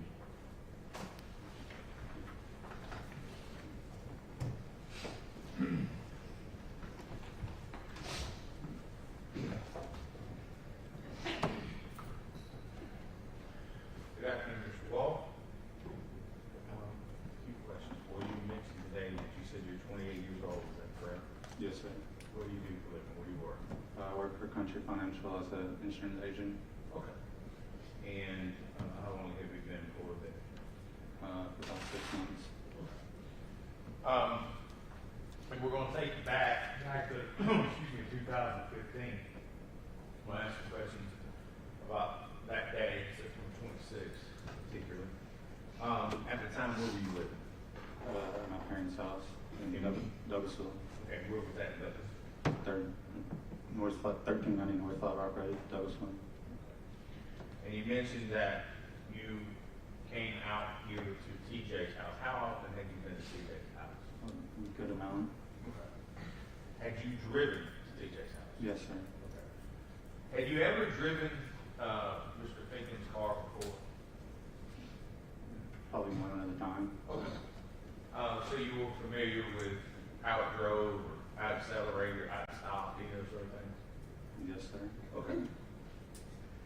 Was there anything, prior to the collision, was there anything wrong with the car? Did it not perform properly, or? It worked fine. Okay. Now, you mentioned about having Mr. Finken having a certain license. Do you recall what class of license you had at that time? C. You're definitely you had a C. I think so. I mean, I had the one where you can drive at any time. Okay. I was 18. Okay. Very well. And you had received it, you said when you were 16, correct? Yes, sir. Okay. And when was your birthday that you turned 18? February 23rd. Of what year? What year you born? 97. Born 97. So you would have turned 18 about 7 months before this, you would take. Yes, sir. And you just graduated high school from which high school? Douglas County High School. Okay, about 3 months prior, 4 months prior. May, yes, sir. Okay. All right. Now, you testified earlier that Mr. Finken was in the car and that your little brother was in the car. Was your older brother in the car? No, sir. Would there be any reason why law enforcement would find your older brother's ID in your wallet? I used to buy alcohol with it. Okay. And I'm going to show you what's been marked as Defense Exhibit 11. Okay. And if you recognize this, just tell me what it is. It's my older brother's ID. Okay. And you recognize that to be the ID that you in fact had in your possession? No. Yes, sir. Okay. Is that in the same condition as the last time you saw it? I haven't seen it since, I guess so, yes, sir. Your Honor, move to Defense Exhibit 11 and publish with your rebuttal. Any objection? No objection. All right, 211 is admitted and you may publish. Thank you. Whoever did it, Mr. Fisher, thank you.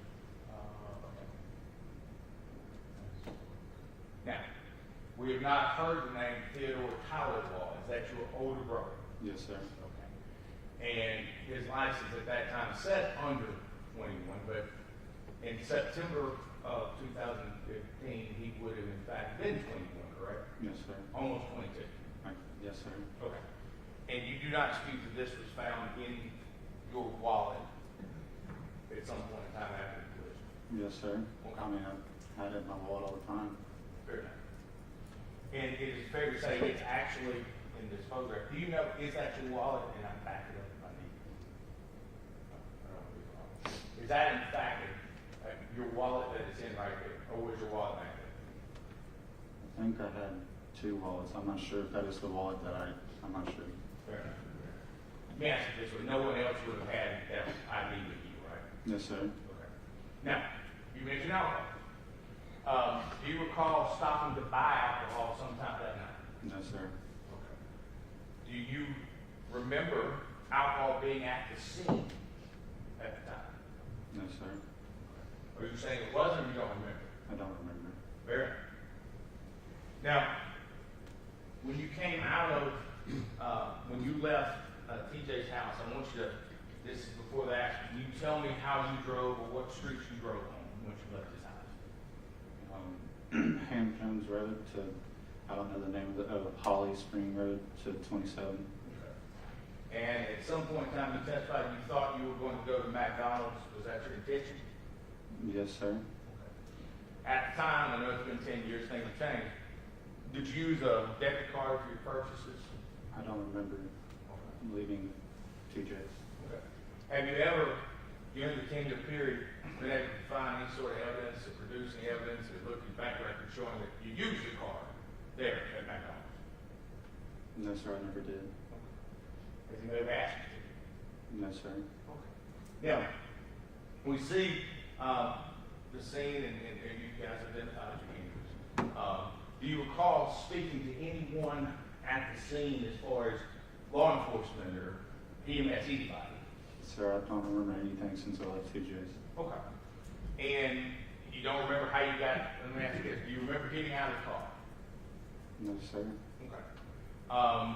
You said you remember waking up at Grady, is that, I don't want to put words in your mouth, is that what you said? Yes, sir. Okay. So that would assume that you had been out, so if you wake up, you've been out. Do you remember any time before that ride over when you got to Grady, anything along those lines? Sir, I had a brain injury. I don't remember anything. Fair enough. I have no reason to say. So, you don't remember anything from the time you left TJ's till you got to Grady? Yes, sir. Okay.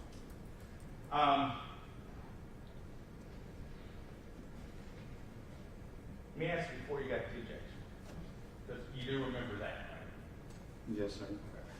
Was there any stops that you made? And so tell me, was there any stops between, and your house and TJ's house, how far apart are they? Where are they at? Your 30 minutes, 35 minutes. No, okay, your house and the Phoenix, I apologize. How far? 300 yards. Couple driveways? Yes, sir. Okay. And between Douglasville and North Flat Rock Road and TJ's house, you guys, your recollection is before, you did not stop, correct? What do you mean? Did you? I'm asking, did you make a stop? No, sir. Okay. I'm straight there. Okay. We were planning to stop on McDonald's, but Fair enough. But it didn't happen. Y'all went to TJ's first. yes, sir. So, if the beer that was found at the scene, you don't know where that came from? No, sir. But you do admit that you had ID on you that night that made you over the age of 21, correct? Yes, sir. Do you remember stopping at a Kangaroo station, which is a gas station in close proximity to this intersection? I don't remember anything since I left TJ's. Do you remember going inside the station? No, sir.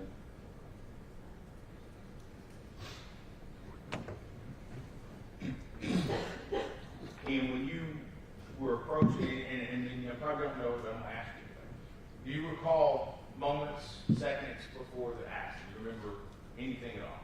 No, sir, not at all. I will ask you, since you said that you had driven that car before, do you remember that being a souped-up car, a sports car? You remember? Yes, no, sir. Okay. And you remember what make and model it was? It's a Nissan, something, I'm not sure. Okay. Was it brand new? Was it older? Was it used? Older, used, but not too old. I'm not sure what year. That's fair. It wasn't something you would race somebody in, would it? No, sir. Okay. Was it 5-speed or automatic, do you recall? It was automatic.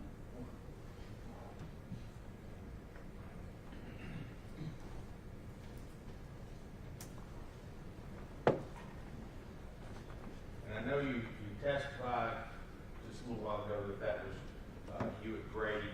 You know who took those pictures? No, sir. You know, okay. But you identified that's you. Yes, sir.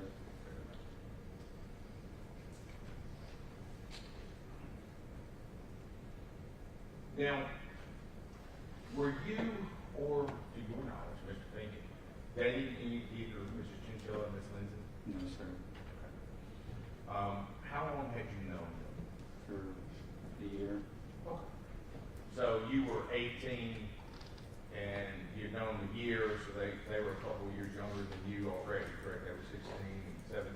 Yes, sir. Okay. So you'd known them since they were 15, 16, is that fair? Yes, sir. At some point in time, did you attend high school with them?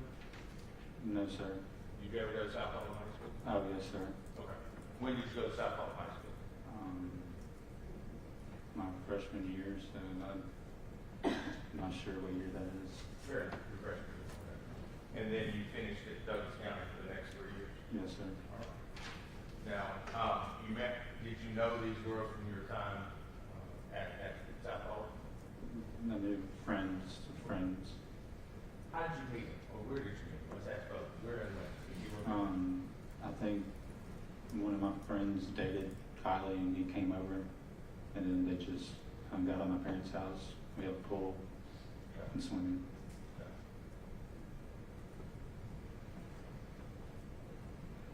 Now, I'm going to ask you a little bit about, had they ever been in the car with you before, Kylie and Isabel?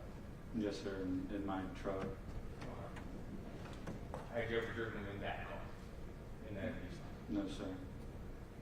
Now, fair to say they're both very beautiful young women, right? Yes, sir. Pretty girls, right? Yes, sir. And so, it's Saturday night, right? When this happened? Late at night? Yes, sir. And you mentioned that it was getting near time before Benny couldn't drive. You know what time that would have been? I thought it was when it gets dark. Okay. So he had driven out there. Was it dark when he got out there? I mean, it was getting dark. Dusty. And so you decide you're going to drive back. Any reason why, other than just his inability to drive legally at that time? That the reason you decided that you drive? I just felt safer driving. Fair enough. So, at some point in time, did you guys have a plan that you were going to stay there that night, or you were going to go home? What was the plan, if you remember? I don't think we really had a plan. I don't think we were going to stay. Okay. Had you stayed there before? Yes, sir, but not with, there's not enough room to sleep for everybody. Now, had you consumed alcohol at Mr. Sylvie's house prior to September 26, 2015? Probably once or twice. And do you recall if your intention was to consume alcohol that night, September 26, 2015, into the morning of September 27th? No, sir, I was on a workout plan. I was trying to get bigger. Okay. What were you going, other than just for looks alone, did you have a plan? Did you join the military? Any reason why you were working out? I was just really skinny. Okay. Fortunately, that's a problem I've never had. But you were just trying to get bigger. Is that fair? Yes, sir. All right. And you mentioned that you were downstairs lifting weights. Do you know if anyone ever videoed or took photographs of y'all at the house prior to that? Before that day? That night, did anybody video? No, sir. Oftentimes, guys are bench pressing to prove that they want to take pictures or videos. Did you do that? No, sir. Okay.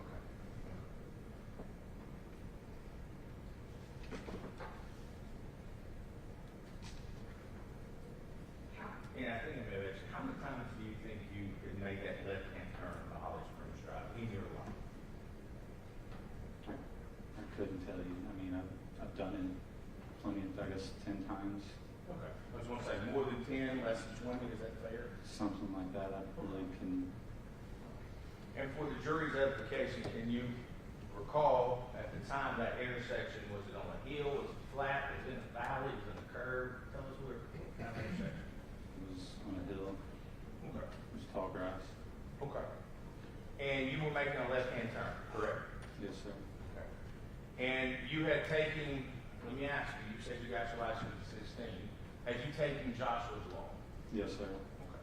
And in Joshua's Law, the class, and so the jury may not know what it is. I had kids, I wouldn't know. It is a class that's given to all would-be drivers when they're 15 or 16. Is that fair?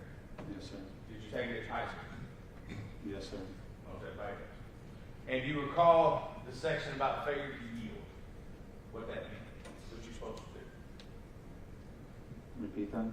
Do you recall a section in there about failure to yield and what you're supposed to do at an intersection? I don't recall that, but I know about it. Okay. And I'll ask you a question. I think we're going to agree on this. Would you consider Highway 27 to be a major thoroughfare or a big road? Let's put it that way. You say 27 at that point in time is a major thoroughfare. Yes, sir. And the road that you were making a left onto, you were, just so we're clear, you were actually southbound on 27 making a left crossing the northbound lane. Is that correct? Yes, sir. All right. And the area that you were crossing on, the paved area in between the two sides of 27, how wide was that approximately? I couldn't tell you. Okay. From me to you, is that fair enough? Go far? Yes, sir. Okay. And two lanes. I mean, fair enough. Not the road itself, just the area that you were making a left-hand turn on. The little section between and between. yes, sir. Exactly. I mean, you tell me that's not. I'm not sure. Okay. They changed the whole road, so Fair I enough. can't remember. Now, you're familiar about turning left and you must yield to oncoming traffic. You are familiar with that? Yes, You sir. were familiar with that? Yes, sir. Okay. As your testimony dates, you don't remember what happened, so I'm not going to ask you about what happened. But you are familiar with that, was the law at the time and still is, right? Yes, sir. Okay. Lest we drive an ignorant thing on the side of the road.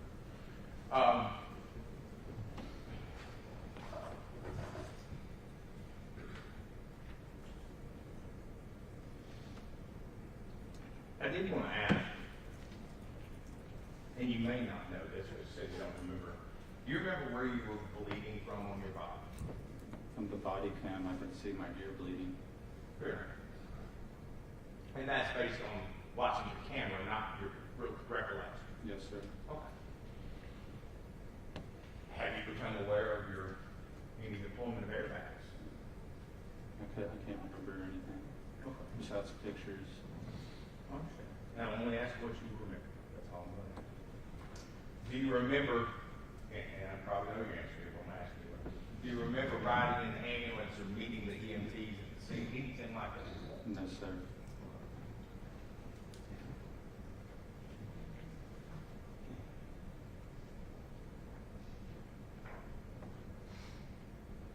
Do you recall buying cigarettes, or excuse me, cigars? No, sir. If you had bought, purchased cigars, what would they have been? What was your choice at the time? I didn't smoke cigars. Did anybody in your car that you know of smoke cigars? No, sir. Was anyone smoking in the car that you remember, either on the way out there or on the way back? No, sir.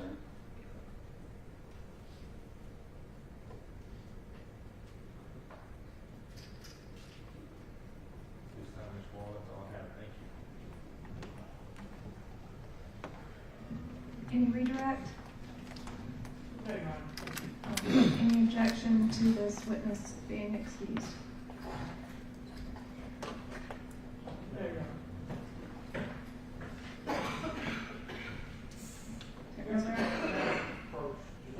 Yes.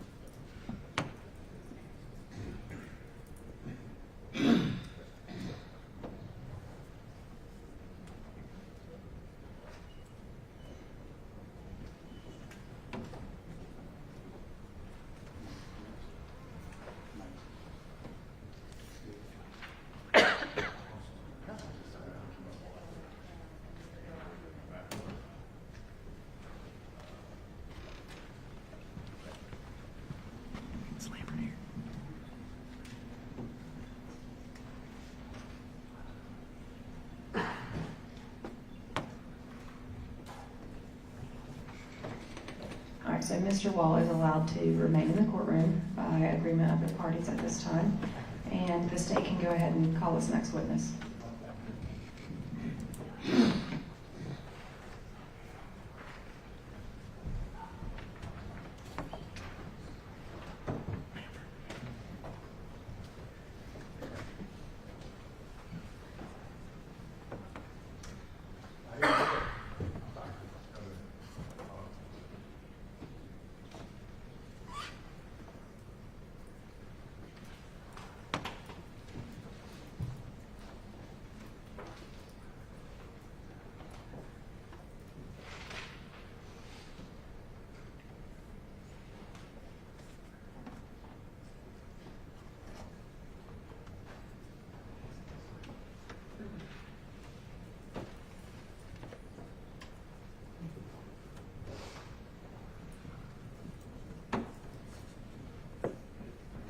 Can the parties please approach?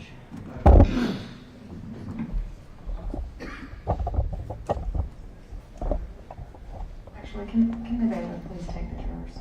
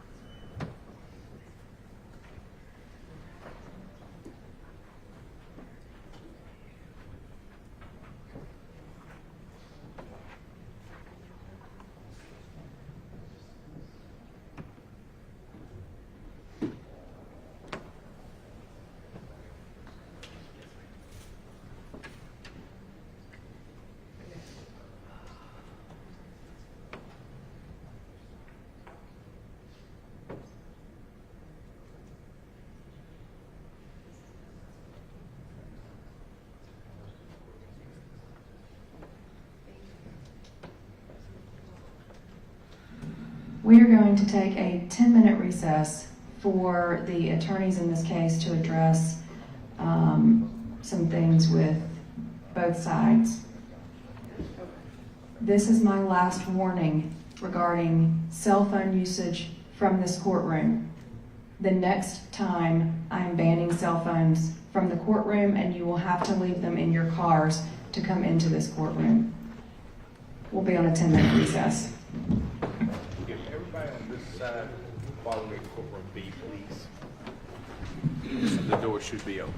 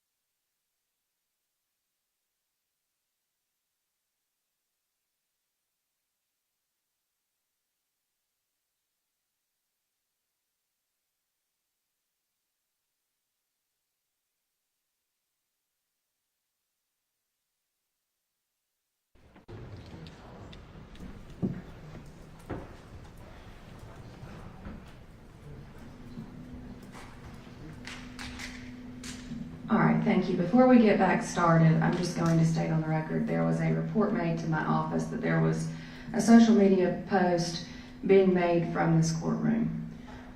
It took a long time for everybody to get here, and no one, I don't think any party or anybody in this courtroom, including the judicial system, ever wanted anything to take this long.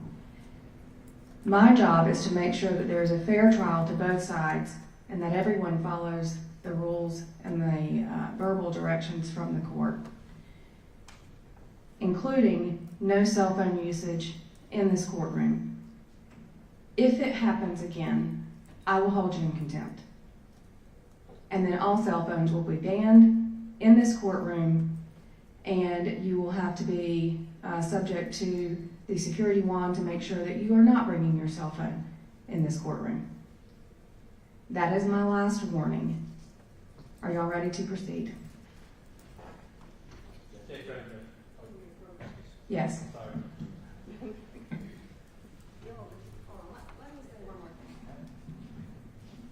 I cannot control what anyone chooses to do outside of this courtroom, and that is not what my order is about. What anyone chooses to do outside of this courtroom, I have no control over. I do have control over what happens in this courtroom. All right, now y'all may approach.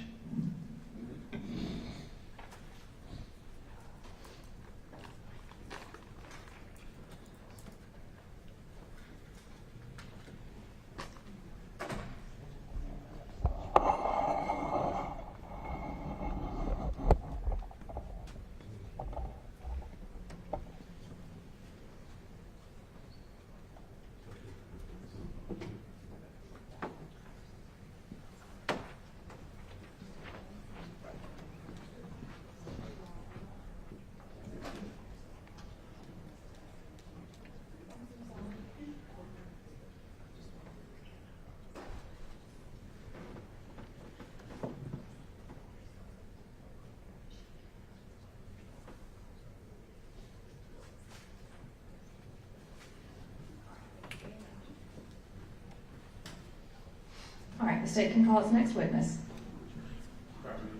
Yes, we should. We can bring the jury in. And then you can call your next witness. We're going to call Josh Lambert, Your Honor. Okay.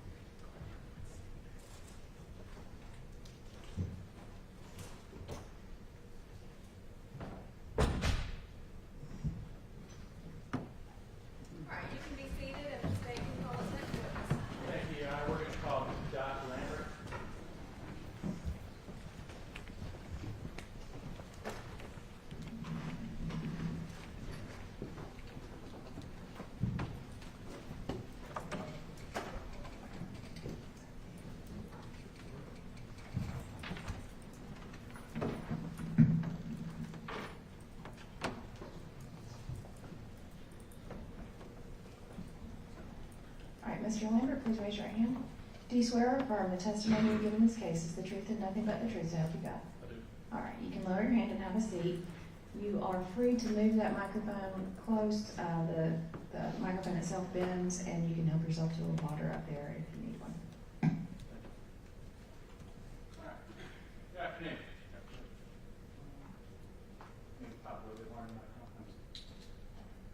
How about that? Get back. Ms. Knight, how are you this afternoon? Pretty good. Very good. What are you currently doing? I'm a full-time student at West Georgia. Okay, what do you study? I'm getting a bachelor's in information security. What were you doing in 2015? I was working for the city of Bremen as a peace officer. Okay, so you're a police officer. Yes. How long did you work for Bremen? I worked for Bremen for a little under 4 years. Okay, when did you leave the police department? I want to say it was February of 2018, 17 or 18, one of those. Did you leave to go and do another job in law enforcement or do something else? No, I got out and I started a project managing position for a steel company. Okay, and how long did you do that? I think total, I worked there for 2 times, so total was about 2 years. Okay. And then just to take the now you're a student. Yeah, law enforcement at Carroll and now student full time. Okay, so you went to project manager, law enforcement care. Yes. Okay. Mm-hmm. All right. Back in 2015, with second first job in law enforcement. I did Coast Guard law enforcement before that, but it was my first mandated position. 2015, you post certified. Yes. And then you said you've been in the Coast Guard. Correct. And you do law enforcement then as well. Correct. So probably kind of 7, 8 years you've been in law enforcement total. Roughly. I'm going to direct you specifically to September 16th, September 26th, 2015. Are we on duty or anything? I believe so. Okay. And what were you doing? Working for the city of Bremen. Okay. But just what type of job? I was You run traffic? Yeah, I was sitting underneath that 20, running traffic. I mean, patrol vehicle? I was. All right. You in uniform? Yes. All right. Was it just you on the bridge? No, it was Officer Wagner as well. Oh. And who was he working for? City of Bremen. Were you in separate vehicles? Yes. All right. When you're running traffic, just generally speaking, what were you doing?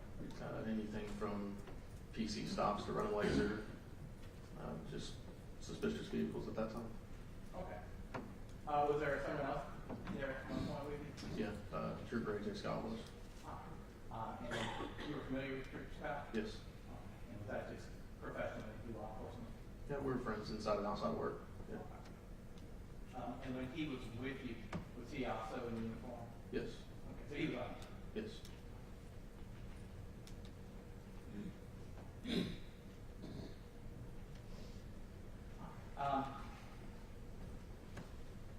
When he was with you, did he ask a favor of you? Specifically regarding his radio? I don't know. I don't remember exactly the details of it, but I did end up with his radio in my patrol car. Okay. And you recall why you had his radio? GSP didn't have radio chargers, and his radio was about dead. Okay. And most of their communication was done via cell phones anyways. So fair that you have a radio charger? Yes, my patrol car had one. All right. So you have his radio in your car? Mm-hmm. And this, you say, radio, personal radio? Yes. Yeah. And at some point, did he leave? Yes. Do you recall what caused him to leave? There was a call in Douglas County. I want to say it was related to a chase or something similar. GSP worked all the accidents in Douglas County. Okay. And you remained from the group? I did. Okay. At some point, did you become aware that you might be headed back your way? Yes, I believe we had a phone call about it. Do you recall how long it was? From the Between time. him leaving and No, not exactly. I mean, less than a couple hours, but okay. So more than however long it takes to drive to Douglas County and work a wreck or whatever he did and come back. okay. Did he ever make it back under the bridge? No. Okay. What? You're not. Best recollection is I heard a call come out of the radio saying that he was involved in a vehicle accident, which was just down from my location. If it was all flat ground, you'd be able to see it, but due to the terrain, you're not able to see where it happened at. All right. And so you're sitting on the 20, roughly east-west. Mm-hmm. And the accident that you were aware, was it north or south? It would have been south of my location. So heading towards Carroll County. Correct. And so you responded? I did, yeah. Sure. How long did it take you to get there? Less than 30 seconds. Now, you said you were in uniform earlier. Did that include a Buchanan? It did. Okay.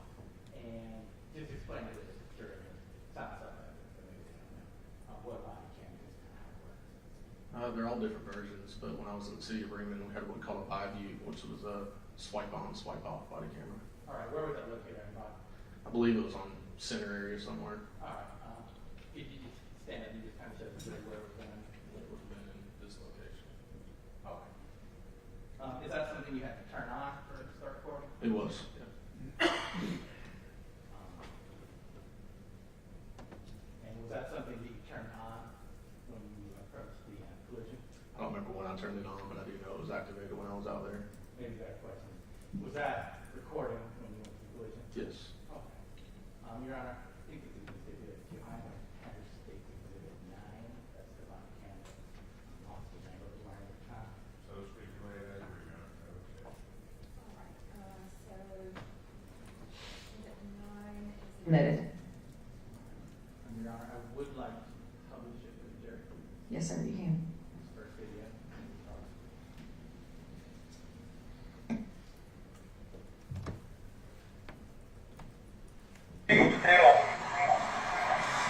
She's still breathing. Get that guy right there. Michael, get up here quick. I'm on my way,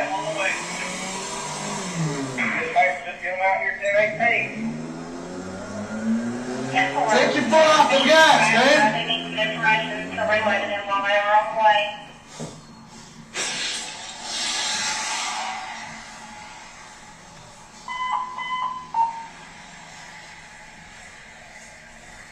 Lay still, okay?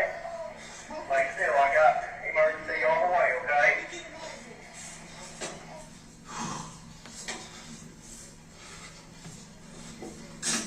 At BT, South 520, about 23.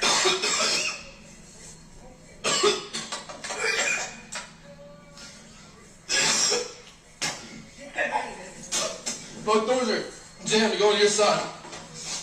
Oh.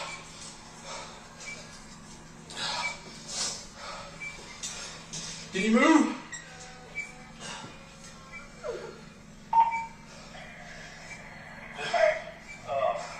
Looks like two, possibly under 20. Female, bleeding severely. And Two more in the car! driver. Two more in the car! Just like there's two more in the car. We got two in the back. Is he conscious? Yeah. Fuck. And for this thing, we got 4 patients all together. They're all injured bad.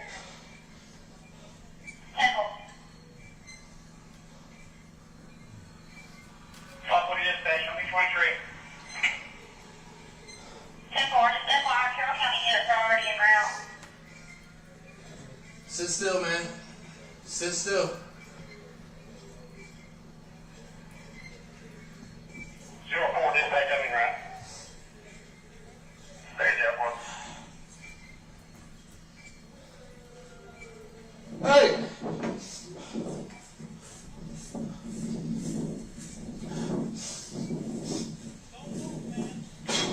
Hey, man. Hey. Yes, sir. Come over here, man. Sit down right here. Have a seat. Huh? Is the trooper okay? Just sit down. Have a Have a seat. seat. Is the trooper okay? He seems fine. Back on that 3. Still got two in the car on the passenger side. Both passenger doors are unable to be opened by me. Have said that place the right way. There will be 4 patients total, but it has Western respond as well.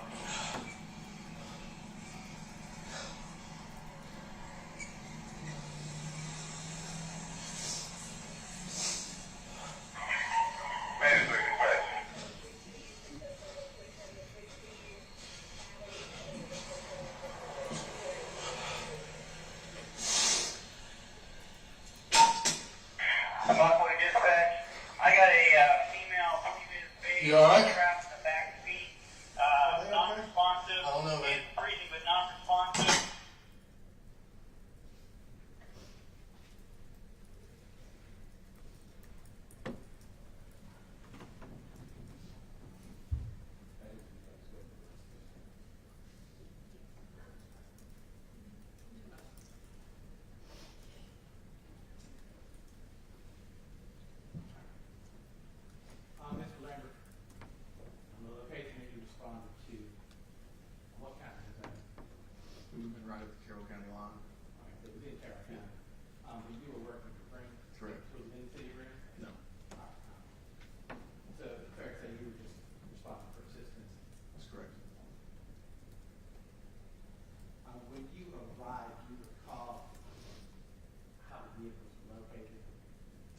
sedan was up the embankment there, and the trooper car was 100 feet or so past it. All right, and the sedan that you're referring to, is that the one that we see in the video you going up to? That's correct. All right. How would you describe the sedan, the condition of it when you first arrived?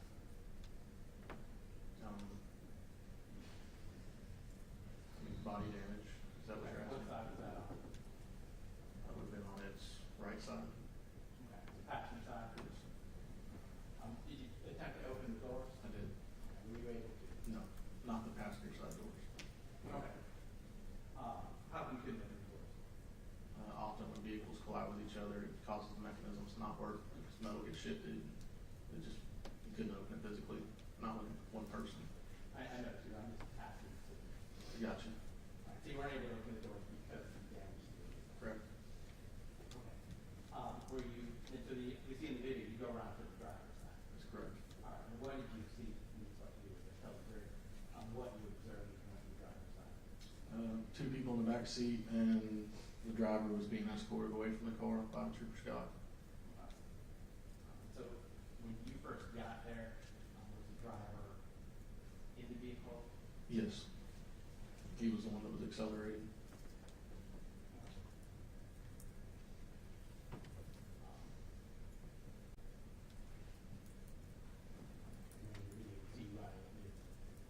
Was it important to get him to take his foot off the gas? It depended on if the vehicle was going to have the option to keep moving or not, or where it was at. It didn't look like it was, but if it did continue to make movement, then it could have created further injuries. All right, and so that was a concern for you? Yes. And it looked like it was getting up that back. That's correct. The tires were partially off the ground. And we hear the video, that was effectively toxic. It was probably a combination of that and when airbags deploy the chemicals and stuff on them, and, just a lot of extra stuff.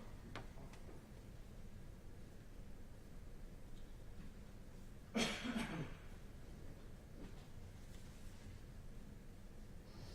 so we see you looking at the vehicle in the front side passenger. Okay. How would you describe his condition? The front passenger, he had a head injury. He was kind of in and out. Did he appear to still be conscious? It was in and out, yeah. What about the back? One was not moving, and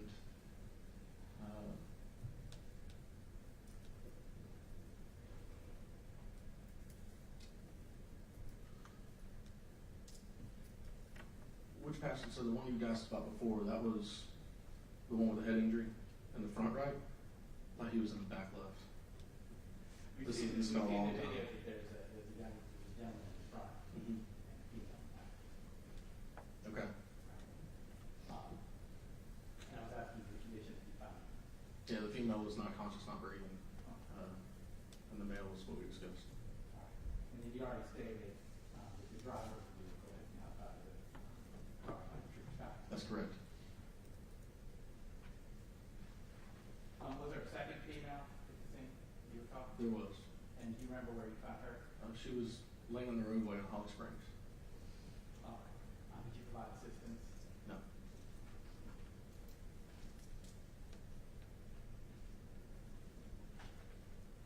And did you have an opportunity to speak to Trooper Scott at the scene? Yes. And how would you describe the condition you found him? Physically, he was okay. Okay. Did he ask anything of you at the scene? Yes, to take his laptop, put it in my car, secured.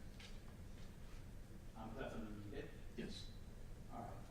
Later on, do you recall what happened to you? I was told by, I don't remember who told me, but that Joseph Alexander, who was my sergeant at the time, took it out of my car and provided it to GSP or whoever he gave it to.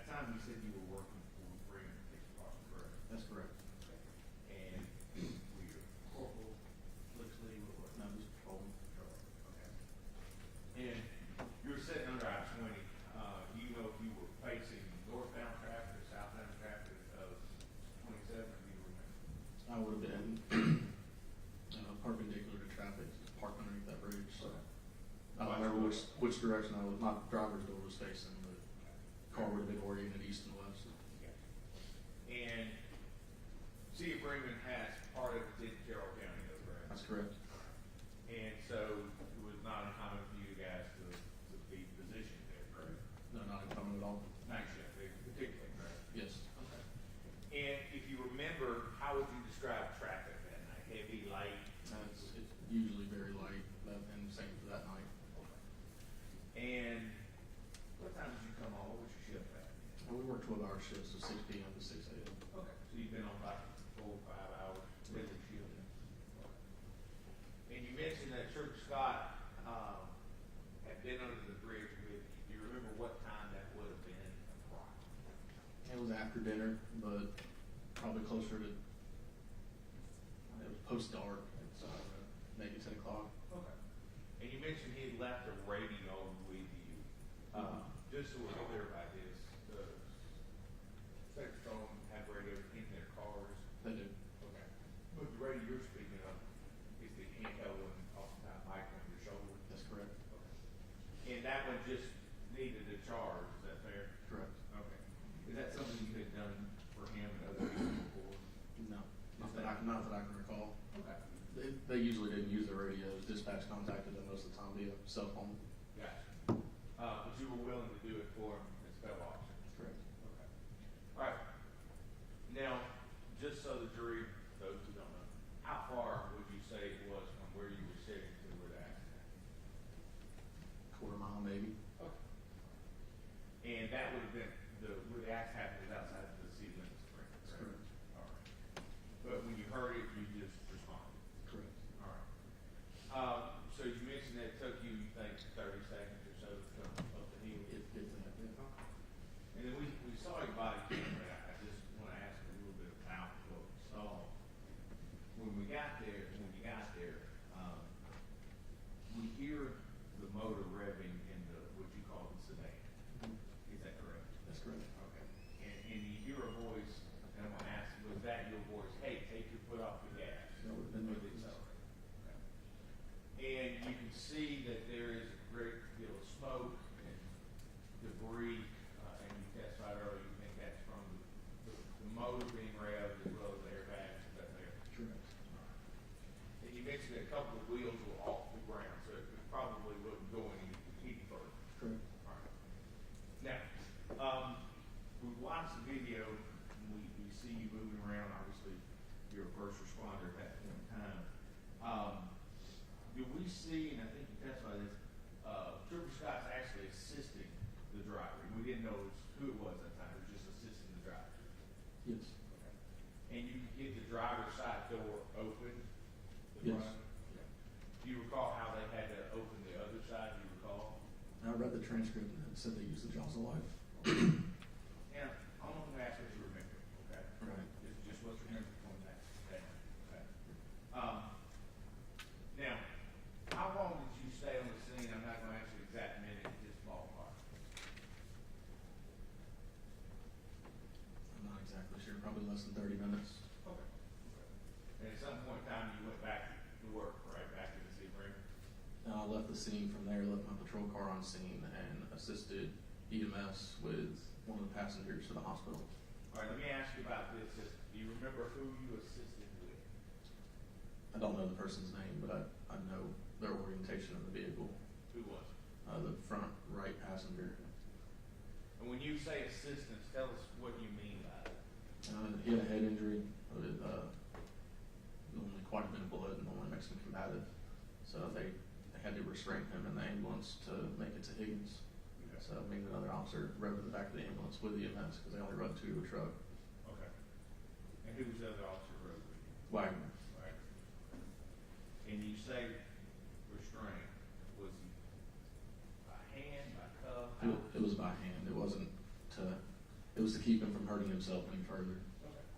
So it's fair to say he became combative? Yes. Okay. And you rode with him to Higgins in the end? That's correct. Now, we see blood in the car. Do you recall seeing the blood inside the? We'll start with the driver's side. The driver's seat. Do you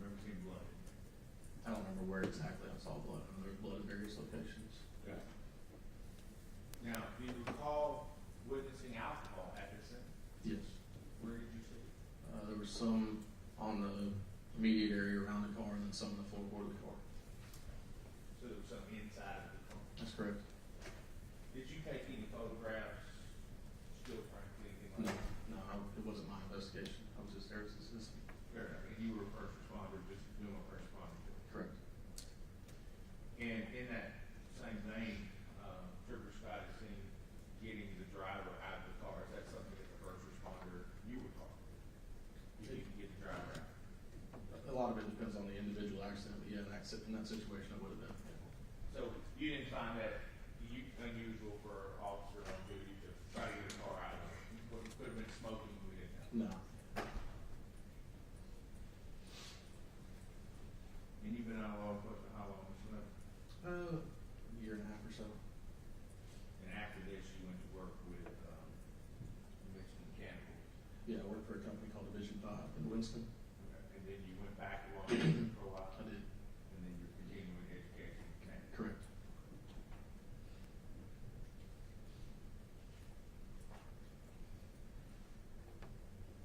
And just so we're clear, when Mr. Scott was under the bridge with you, Mr. Scott was under the bridge, and he decided to leave, he left because he got a call or advice that there was something going on, he needed to go check out? Yes. So it wasn't that in your opinion, I'm gonna ask, he didn't just leave to go anywhere else that you know, he left because of the call? Not that I'm aware of, yeah. So I have.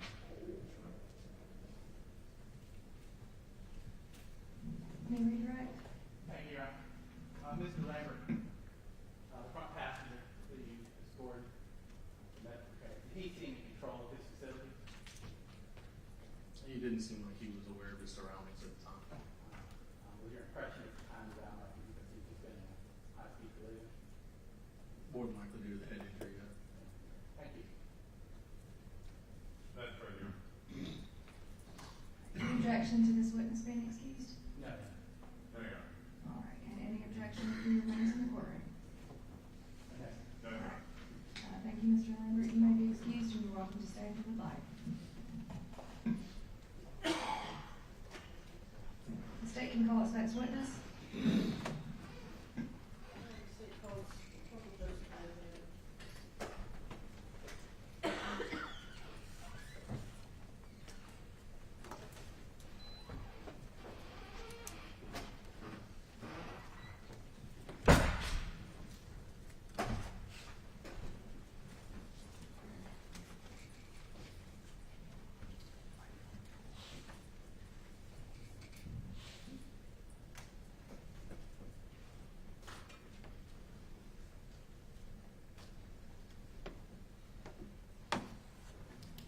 Please raise your right hand.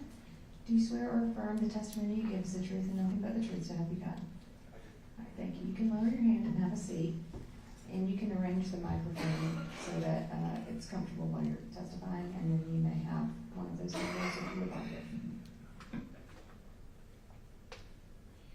Good afternoon. Good afternoon. Can you please introduce yourself to the jurors? I'm Corporal Joe Carroll County with the Police Department, formerly with the Green Police Department. When did you work for Brandon?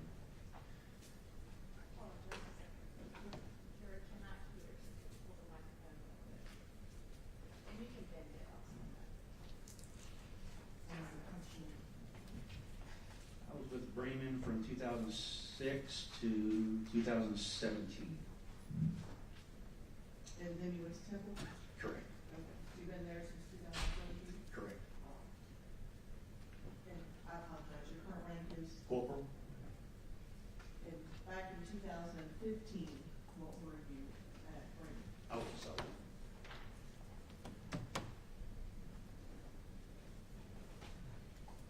And what were your duties at that time? I was a shift supervisor, patrol the city, answer calls, traffic. And so you were responsible for the other officers on your shift? Correct. And that evening, who were the other officers? Officer Josh Lambert and Officer Philip Wagner.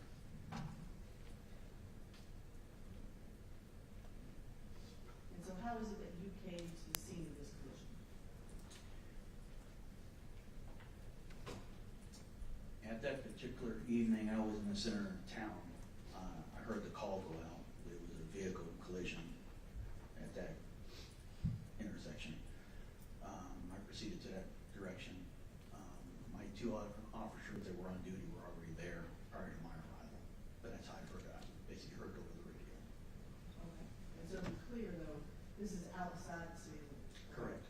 outside of city limits. All right, but in Carroll County. Correct.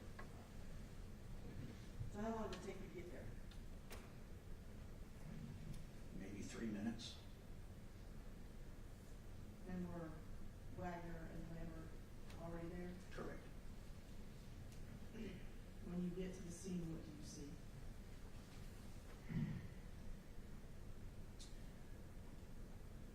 A lot of confusion, just a lot of things happening. I can see one of my officers, Wagner, standing over a young female, Kylie Lindsay, at the intersection of 27 and Holly Springs Road. And he's trying to keep her calm, trying to keep her from moving. Just to be clear, where exactly is she? She's right there. There's a stop sign at Holly Springs Road before you get onto Highway 27. And she was right there at that intersection, right there at that stop sign. She's in the road. She's in the road, correct. I then proceeded to, I believe I proceeded to AJ Scott, asked him how he was doing, basically, was he hurt, asked him what happened.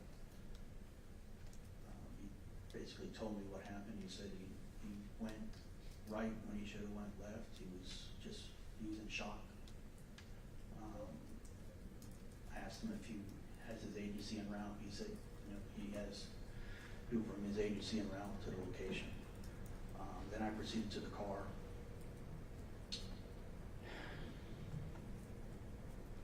I'm sorry. It still bothers me 10 years later.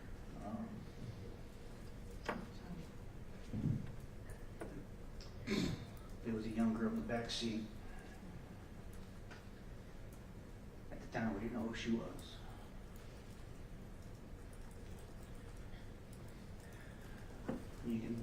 She was unresponsive. I tried talking to her.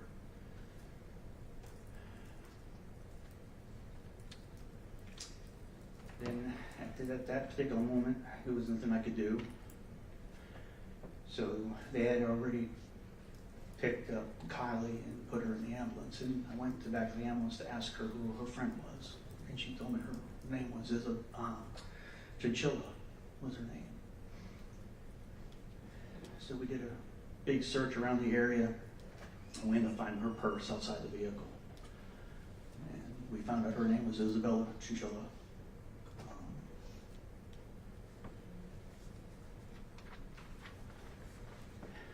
That was pretty much it. Did you have contact with a young man? I think briefly, I think I told him he needed to sit down because he was wandering. I think he was in shock. There was two gentlemen walking around the car. I think I told him to sit down. Asked him. I can't really remember him. It's been so long ago.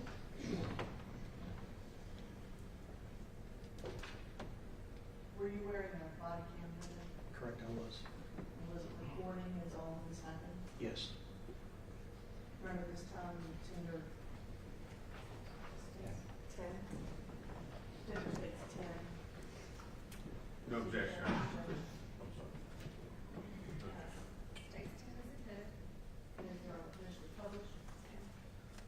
We'd also like to,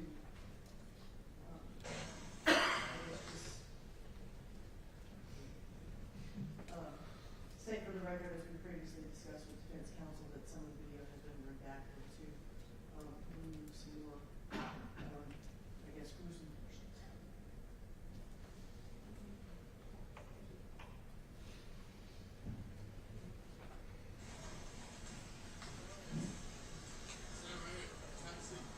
Is the trooper okay? Have a seat. Is the trooper okay? Okay.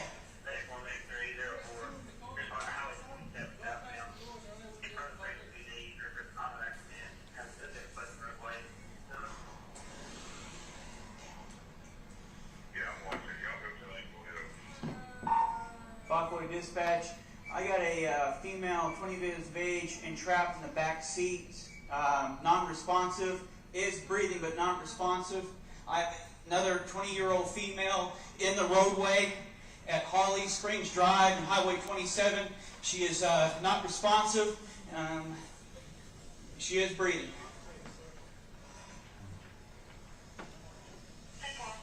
From your ear. Yeah. Can you tell me what happened? Where were you traveling from? Your buddy's house? Were you traveling south? You a nurse? Yes.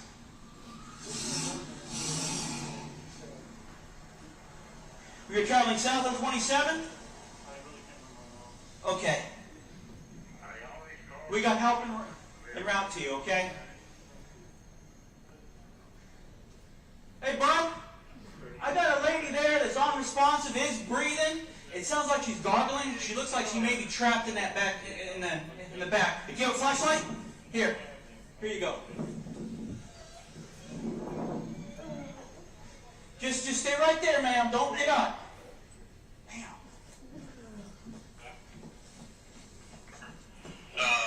Charlie, don't wait, get in there. Ambulance come down there. 540 dispatch. We're going to have 4 victims total.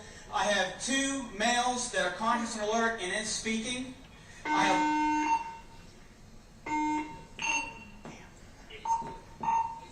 540 dispatch. We're going to have 4 people total. 2 males are talking. I got 1 outside the vehicle sitting down. The other one's still sitting in the passenger seat. Oh yeah. The female that's in the roadway was ejected from the vehicle.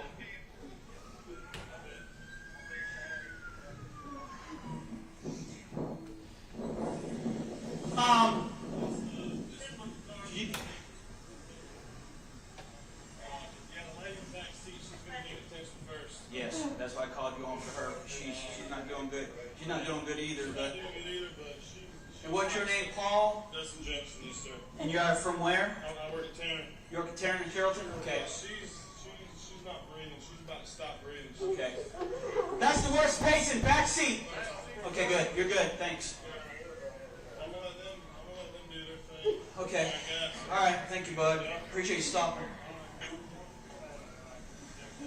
What's that? I don't know. I don't know yet. Okay. All right.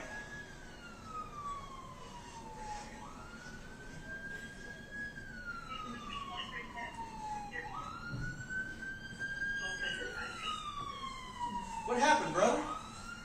What happened, man? Get her out.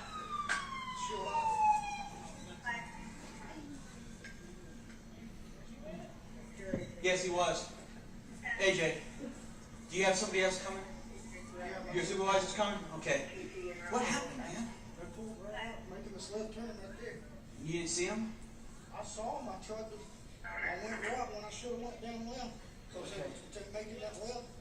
And they were right there in front of me. And I was ready to go. Okay, you were traveling south and they pulled right in front of you? Yeah, they made that left turn and I was coming south right now. Okay. Did you have your license siren on? No, I wasn't. Okay. Oh, you weren't headed anywhere? Okay. All right.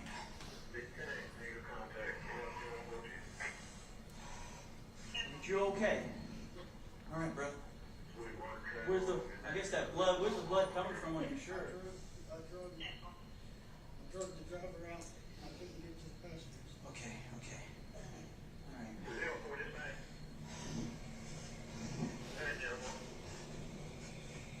Okay, we notified Foreman, got 148, also notified 02 and 1196. Check for Lenny, Carroll County Porter, or help. Hey, welcome to Carroll County. Hey, boy.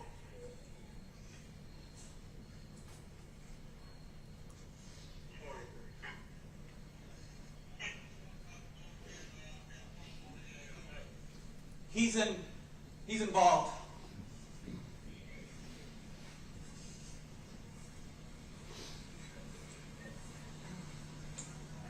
Yeah.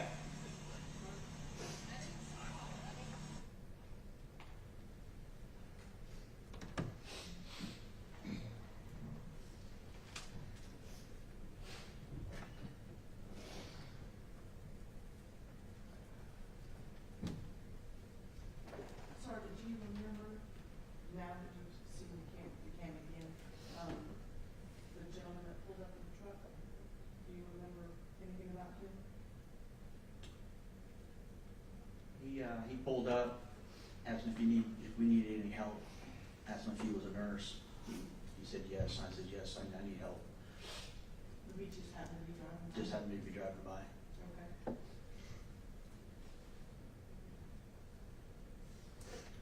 And do you remember, talking to some young men who pulled up on scene later? Yes. Can you tell me about that? Two young men pulled into the gasoline station. They were inquiring if it was their friends. I advised them they needed to leave the area because we were trying to secure the area. We didn't want, that's not something for the family to see. We didn't want family to show up. So we asked them to leave, and then they left. Thank you.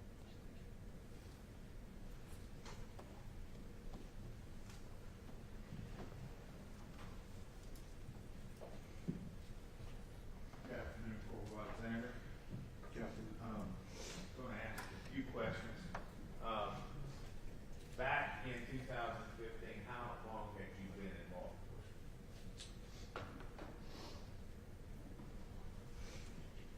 9 years, 9, 10 years. And so you've been 19 years now, I guess? Yes. And on the night in question, you mentioned that you were up in town in Bremen. You got called out with the radio. You remember how you got notified? I don't remember the exact how I got called. I think I was just scanning the radio and I heard that call go out and I responded. I believe that's how it went. Yeah. And it's not uncommon for Bremen police officers, or even typical police officers now, to respond outside of city limits if something happens. Correct. Yeah, and it's not very far outside the city limits of Bremen, is it? No. Quarter mile or less? Quarter mile or less. Now, I'm going to ask you, where did you go to the academy? North Central? North Central. We went over in Offset. Correct. All right. And while you were there, I'm going to ask you, did you ever take any field sobriety training DUI training? Yes. Okay. And back in 2015, you'd been 9 years with the police department of Bremen. Did you have any prior law enforcement prior to that? No. Okay. In the 9 years with Bremen, had you ever had a chance to investigate DUI cases? Correct. And so you were familiar with field sobriety, blood alcohol requests, and body consent, all of those things, correct? Yes. Okay. Now, is one of the things that officers oftentimes look for in cases involving alcohol-related events or drivers is the smell of alcohol. Is that fair? That's fair. And oftentimes it's noted alcoholic beverage emanating from their person. Is that fair? Yes. All right. Now, at the time, did you actually smell any alcohol in or around the Nissan Sentra that we see approaching? I did. And what did you smell? I smelled an alcohol beverage coming from inside the vehicle. Okay. Did you actually then, with your own eyes, see any evidence of that possibility? I did. What'd you say? I saw Bud Lime, 6-pack of bottles that were crushed on Isabella Chinchilla's right side between the seat post and her shoulder. And when you say crushed, They were broken. They were bottles. and they were crushed, and that was in the back of the car. Correct.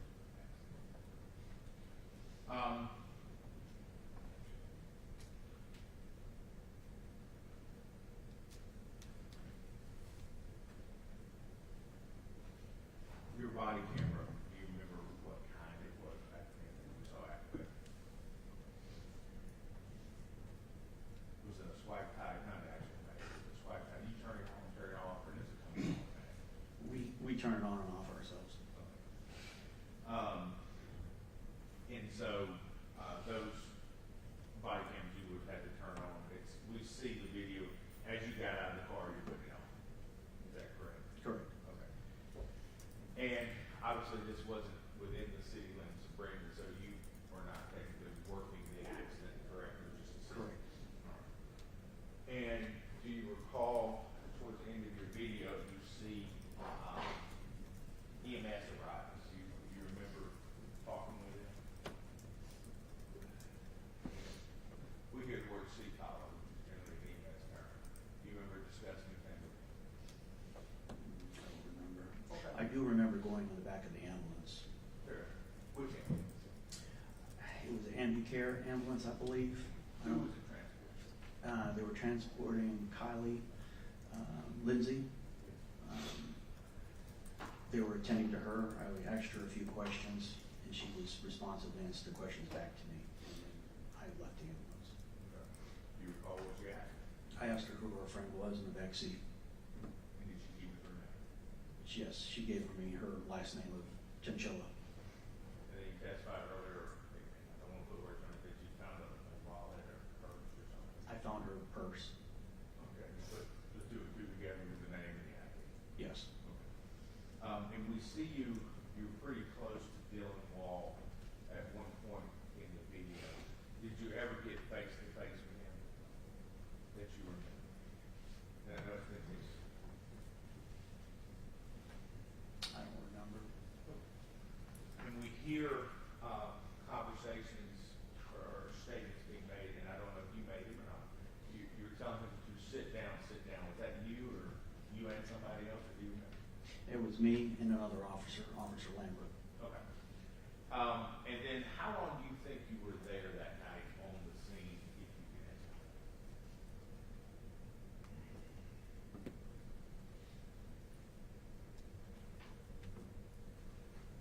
It's hard to judge time because everything's happening so quick. I could say maybe 15, 20 minutes. Sure. At the time, the sea you're bringing, what ship were you on? C ship, B ship, back in? Do you remember what you were on? It's just night shift. Night shift, okay. How many officers were in the sea you're bringing on night shift back then? 3. So all 3 of you guys were here? Correct. So at some point soon after this, you would have had to return to duty, right? Correct. And have to get back in the city and go back to patrol? Yes. Okay.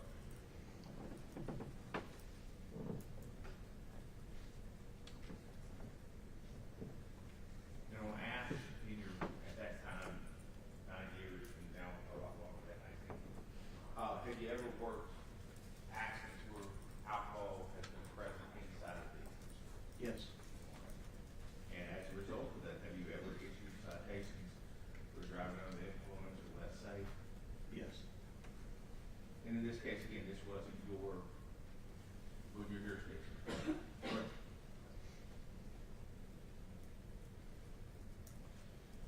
That's all I think so. You redirect? Presence of alcohol in motor vehicle is not a DUI mandate. That's correct. Thank you. There is one more thing. And again, it wasn't your jurisdiction, so I'm not asking. But you gave information on the video about the female being age 20. How did you get that number?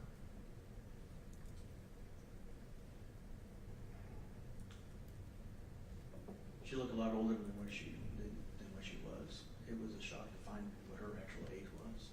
So it was a guess about how they It were. was estimated age at the time. Do you know if anybody in that car was over the age of 21? I don't believe so. Anything further? No, Your Honor. No, Your Honor. All right, any objection to Corporal Alexander being excused? Not from the state. None from the defense, Your Honor. All right, Corporal Alexander, you are excused. You can stay in the meantime. Thank you. Have a good day. State can call its next witness. Yes.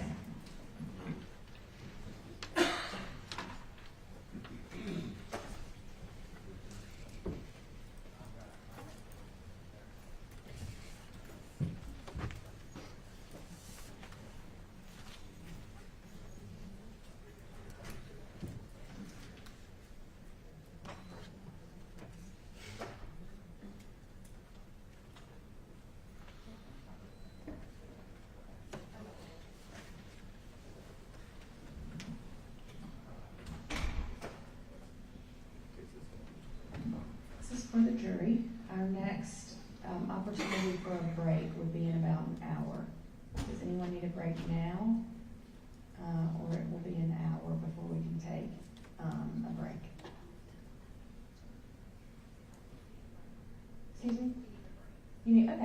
All right, then we'll go ahead and, take, let's see, it's 3:18, so 3:30, that gives you about 10, 15 minutes. You're welcome.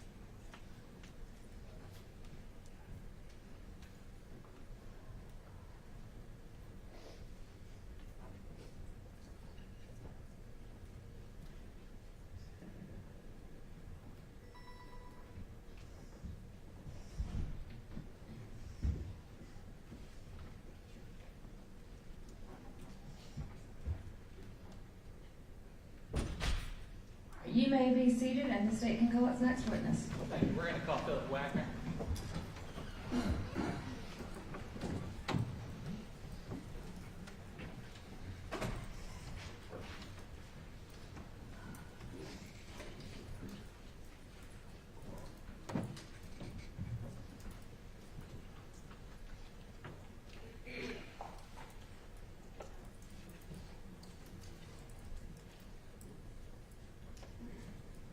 All right, Sergeant Wagner, raise your right hand. Do you swear or affirm that the testimony you give in this case is the truth and nothing but the truth, so help you God? I do. All right, thank you. Be seated.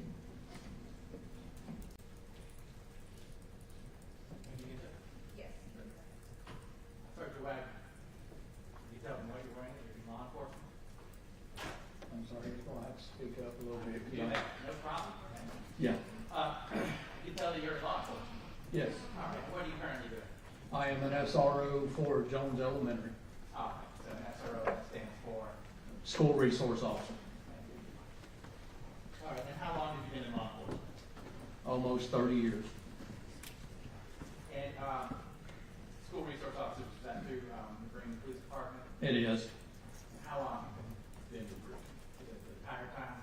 I've been with Bremen for almost 11 years. Okay. So back in 2015, obviously, you were with the Buchanan Police. Yes. What were you doing then? I was a patrol officer When did you become an SRO? Is that clear? last year, last school year. A little bit different. Mm-hmm. So in 2015, were you a sergeant? No, Okay. What were you doing? I was actually a patrol officer, answering 911 calls and working traffic and patrolling the city. All right. Did you generally work a night shift? The state can call its next witness.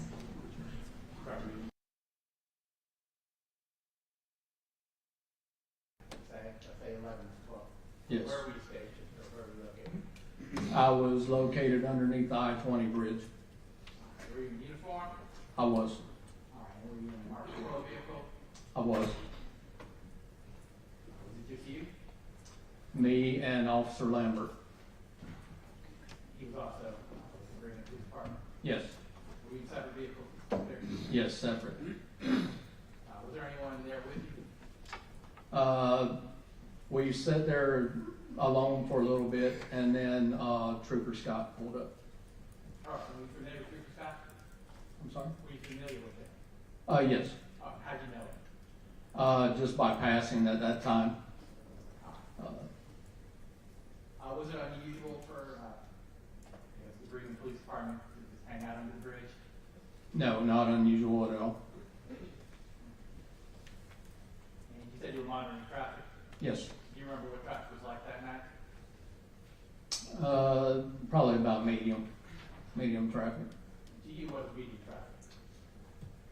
The normal flow for I-20 at that time at night, being that we got a lot of restaurants and motels around here. Just medium traffic. Traffic. Okay. How was the weather? Do you recall? Yes.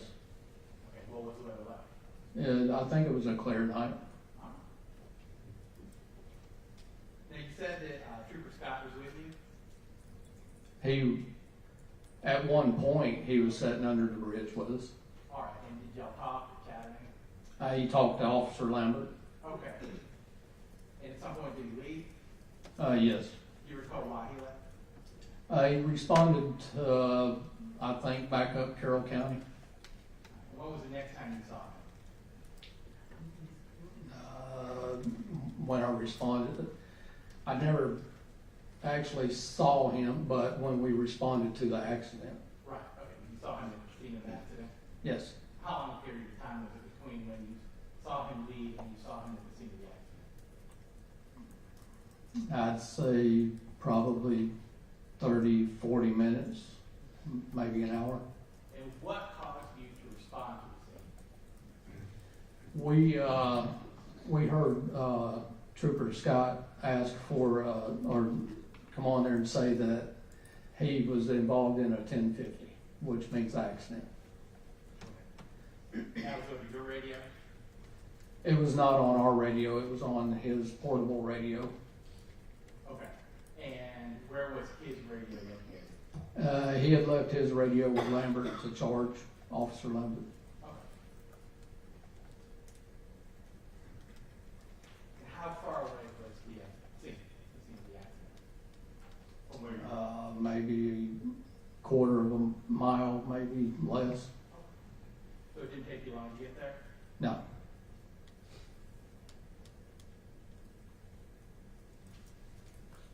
All right, was your vehicle equipped with a dash cam? Yes. And that camera, where is it located under It was up, kind of mounted up here, just the camera part. Okay. And then the recording device is in the rear of the vehicle. Right, I guess it's just the view you see, that's through your windshield? Yes. And what causes it to record? When I activate my blue lights. Did you activate your blue light valve? I did. Your Honor, I am tendering State's Exhibit 11. Go to the dash cam video. States 11 is admitted and. Your Honor, I would like to, I'm sorry, one question before I do this. Your dash cam, does that have an audio component? No. Okay, so it's just a picture. It does in color. Your Honor, I would like to close the statement.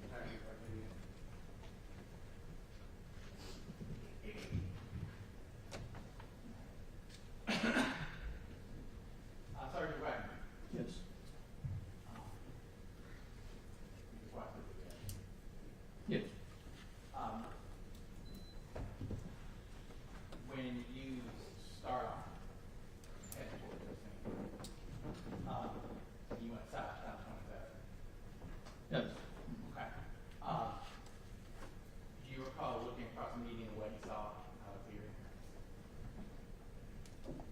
When I left from under the bridge and drove up 27 and then made my left turn at the little turnaround right there, my headlights come across and I saw a bunch of debris in the roadway, and I did see a body laying in the road. Okay. I mean, we saw that briefly. Did we see that briefly in the video? Did we see the body briefly in the video? Briefly, yes. And you parked your vehicle.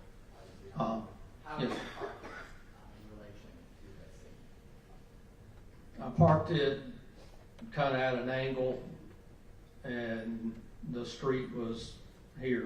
And when you say street? Holly Springs. Thank you. I tried to just position my vehicle where I could block traffic and stuff. That makes sense. So was the rear of your vehicle sort of pointing towards the BP? Yes. When we see in the video, there's another patrol vehicle in front of you. Yeah, Officer Lambert pulled out in front of me. That was Officer Lambert. Yes.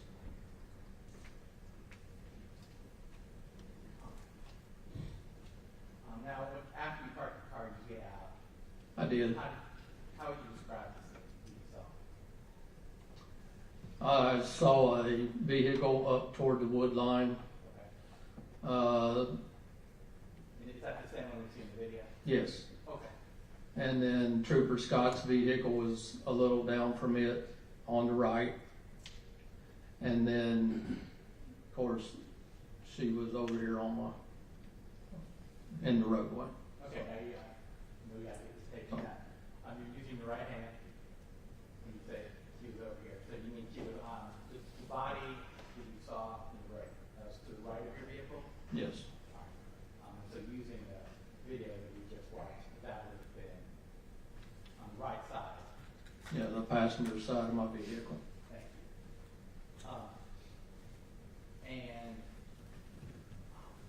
after you got out of your vehicle, did you approach the vehicle you saw on the embankment? I'm sorry? The car, did you go up to it? The car? No, I did not. Oh, well, what did you do? I exited my vehicle and come around in front of my vehicle and went straight to the girl that was laying in the roadway. At the time, did you know who that was? I did not. All right. Did you later learn her name? Did you later learn it was Kylie Lindsay? I believe it was Kylie. And while you were on the scene, what did you do? I rendered aid to her just about the whole time I was there. I got up one time or twice. I went back to my car. I think I went up to Sergeant Alexander and told him what we had. And then I went to the car and got my gloves and went back. Okay. And how long were you with Miss Lindsay at the scene? How long was I at the scene? With her? With her the whole time until medics arrived with her. All right. I mean, was she taken in from the scene? Was she taken away by EMT? Yes, I'm pretty sure.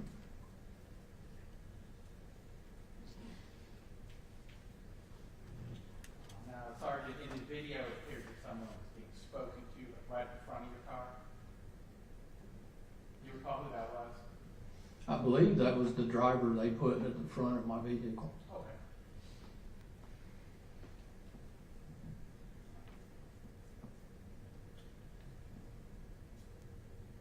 Years ago, you still have a similar hair. Did you have a similar haircut? I did. Okay. And so when we see someone fall, we have probably. Correct. And you watched the video. Was that Officer Lambert that you see initially running up to the sedan on that? Officer Lambert was there too, yes.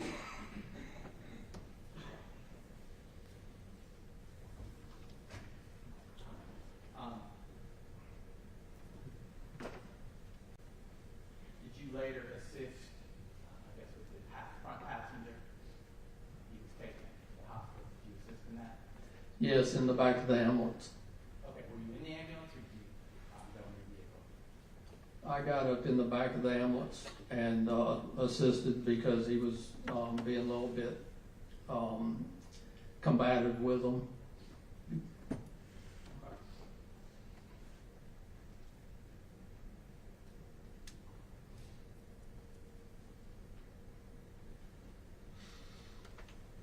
just to make clear, this would have happened right outside your jurisdiction. The BP actually sits in our jurisdiction. Yeah. John handled the case? No. And who ultimately handled the case? Georgia State Patrol took over on the case. Thank you.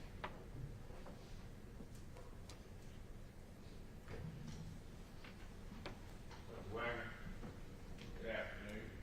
Good afternoon. You mentioned that you're a school resource officer now at elementary school. Is that right, at Jones Elementary? Yes. Is that a little bit easier beat than patrol at night? Absolutely. Okay. Who will ask some questions about that evening? You were working just regular patrol, right? Running each bridge, watching traffic. Yes, that's correct.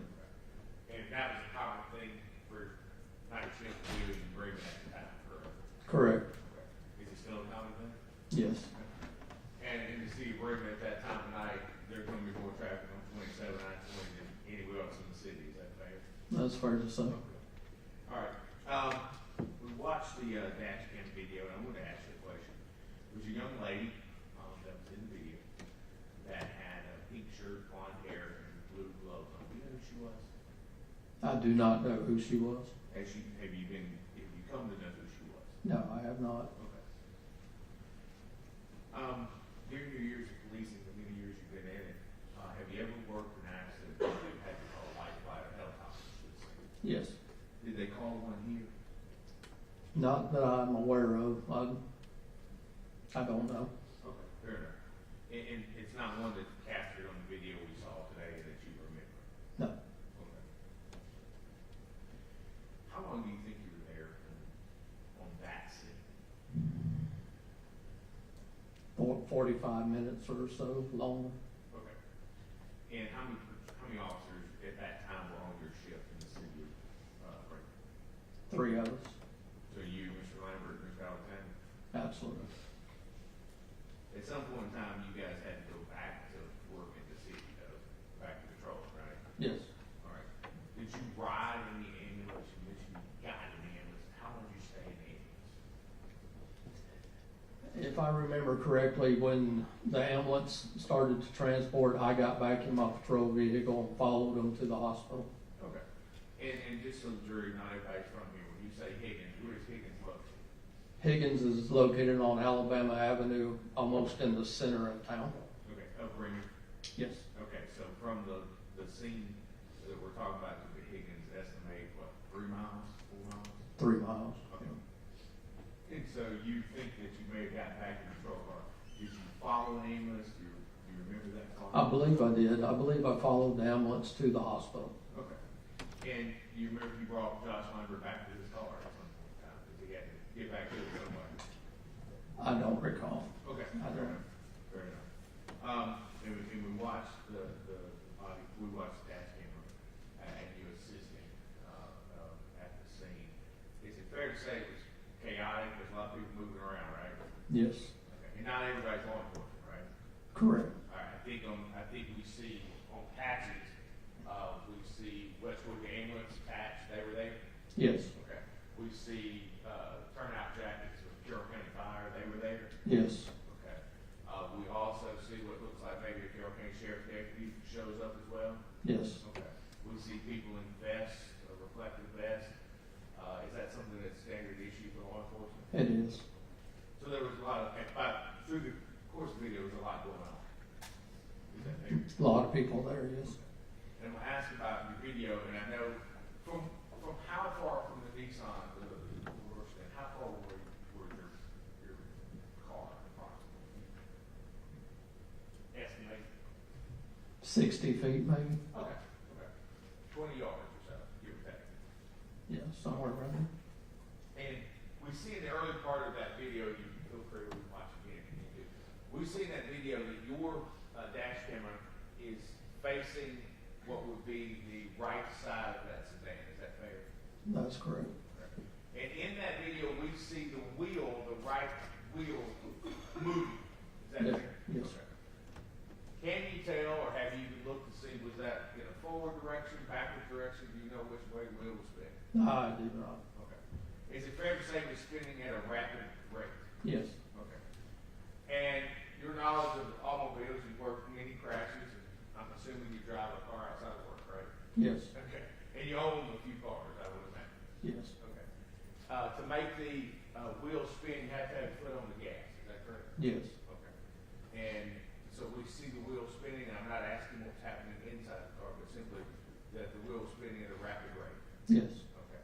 And would that indicate to you that the accelerator was actually engaged to a certain degree, if not fully engaged? Yeah, it appeared that way. Okay. Could you hear it from when you Oh, got yes. Okay. What did you hear? The revving of the engine. So you could, even from 60 foot away, you could hear it? Yes. Go ahead. Thank you, sir. All right, any redirect?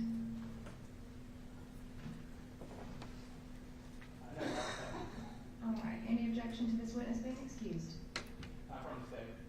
Nothing to finish on. Thank you so much. You may be excused. You can stay in the courtroom if you would like now. Thank you. All right, thank you. Have a good day.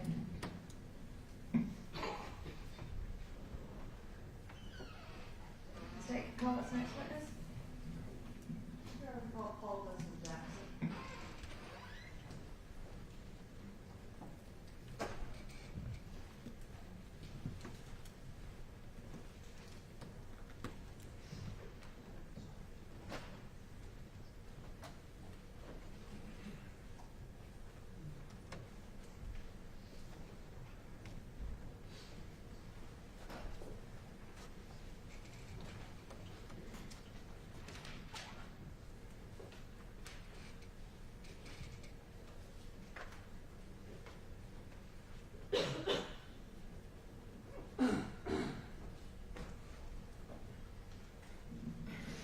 All right, please raise your right hand.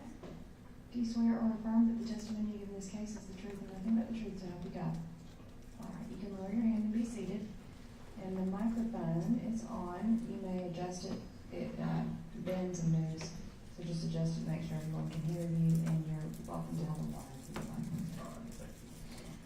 Good afternoon. Can you please introduce yourself to the jurors? Yeah, my name is Paul Dustin Jackson. I go by Dustin. And Mr. Jackson, where do you work? I'm currently at the Douglas County Fire Department.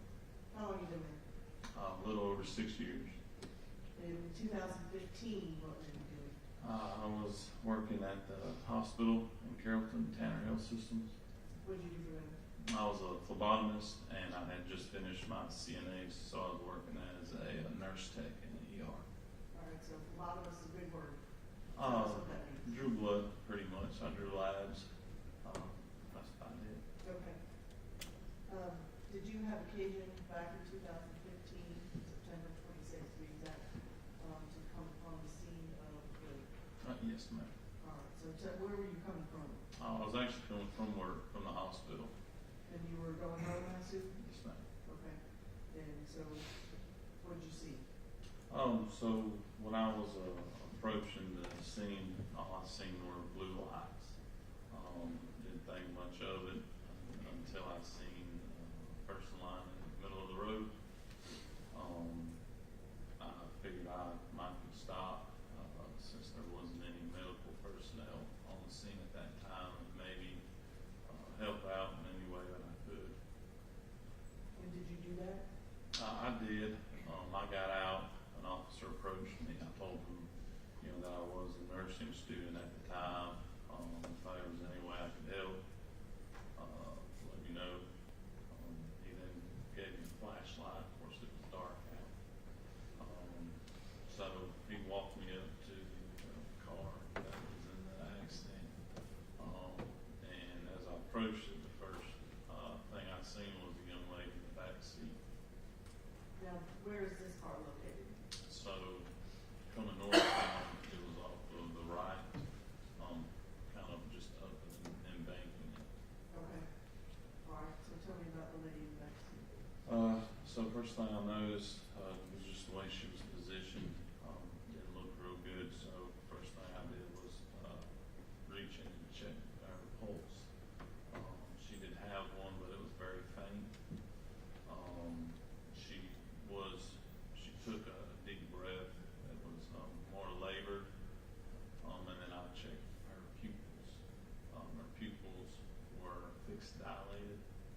And I knew right away that that was not a good sign. Why is that? So if your pupils are not reactive to light and they're fixed and dilated, it usually signifies some type of nervous system trauma, brain trauma. So I knew that it wasn't good.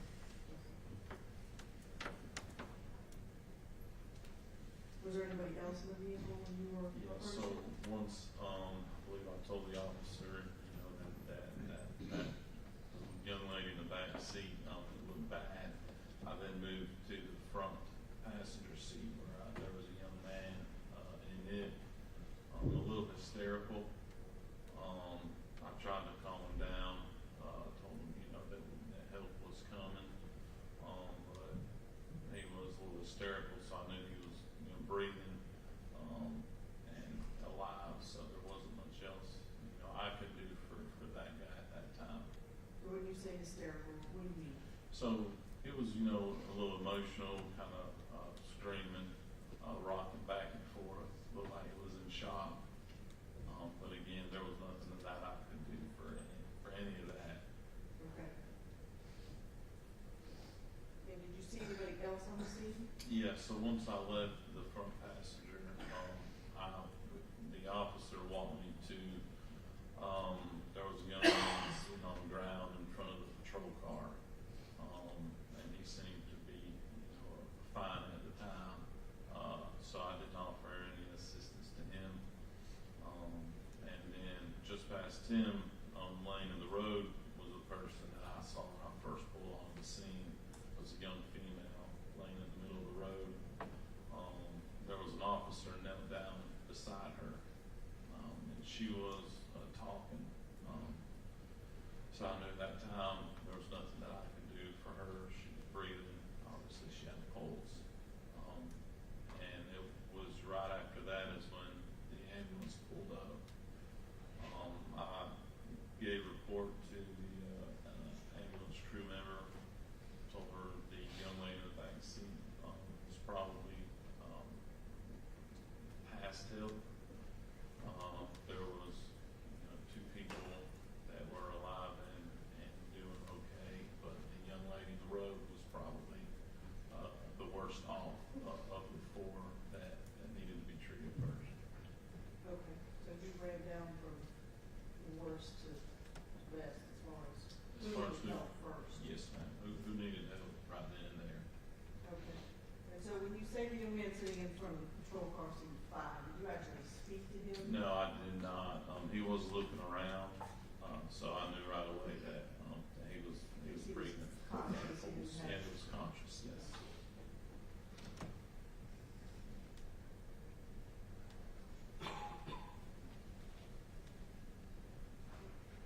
Thanks. That's fine. Good afternoon, Mr. Jack. Thank you for being here today. Also, thank you for stopping. I didn't know you would do that, so thank you for stopping. At the time this happened back in 2015, you mentioned you were working as a nursing assistant. Is that correct? Yes, sir. Certified nursing assistant, CNA. Yeah, nurse tech.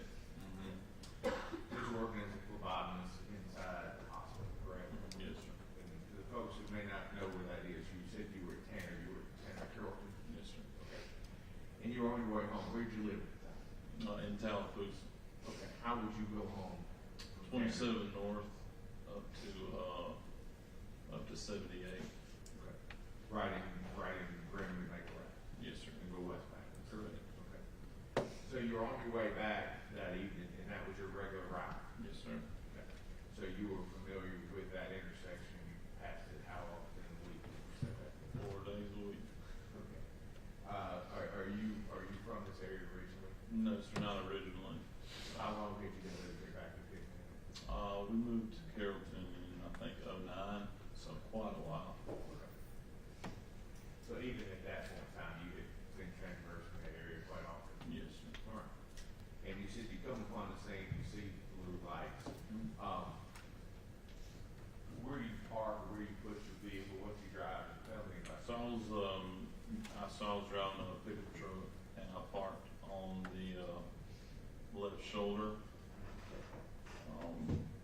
That was just kind of where I pulled over at the time. Now, you currently are employed with Douglas County Fire and Rescue? Yes, sir. All right, and a little different in Douglas than here in Carroll. Is it true that Douglas has EMTs in every station? Yes, sir. Douglas, we are all EMTs and firefighters. And so EMT is an ambulance response is under the same umbrella as fire, correct? Correct. So you guys would come out of the same house? Yeah, 9 times out of 10, a fire engine is dispatched with an ambulance. Okay. Which house do we work at, what station? I'm at Station 5 on Chapel Hill. Okay. And so, again, when an ambulance gets called out, or when a fire truck gets called out, anything gets called out, so does an ambulance, is that fair?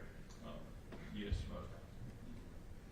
How many, I know it's probably hard to estimate now, how many automobile collisions have you been involved with as far as AT&T? Not this one. Hundreds? The last 6 years, I would say hundreds and hundreds and hundreds. Okay.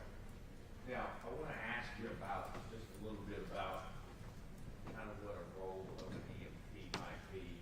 Are you familiar with the term trip sheet, what trip sheet means? No, sir. What do you guys call your reports? I like a rip and run. Yes. Okay, I got you. Tell the jury what that is.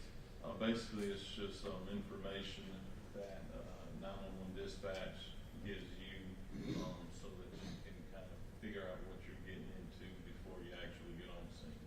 And you also mentioned that you, I think your words were you gave a report to the EMTs that showed up at the scene. Mm-hmm. So you were passing on information. Correct. And you were doing your very best to pass on what you knew and when you knew it. Is that right? Right, based on the little information, yeah. And after after you transport someone, and let me ask now with Douglas County, are you driving, you're in the back, or you do both, or you do? Currently, I'm a sergeant, so I'm the driver of the engine. Okay. And when you were acting as an ambulance or an EMT, were you in the ambulance, were you in the back, were you in the front? Yeah, I was driving. Well, sometimes both. Okay, fair enough. When you finished, did you guys complete any sort of trip sheet or paperwork to memorialize what you did on that trip? Patient care report, yes, sir. Okay.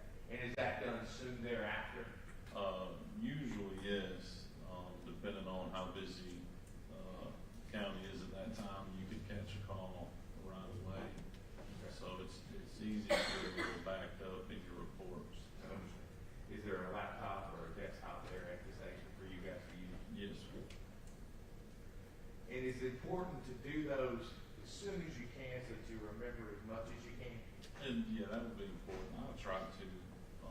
That way, one, I don't get behind. But yes, also, you try to type your narrative as quick as you can so that everything's fresh. And it's important for you to do that so if you ever have to go back and look at it, it's as fresh as it possibly could be. That's right, as detailed as you can write. And you mentioned about deciding what treatment or who was worse. Is that what you refer to as triage? Yes, sir. Okay.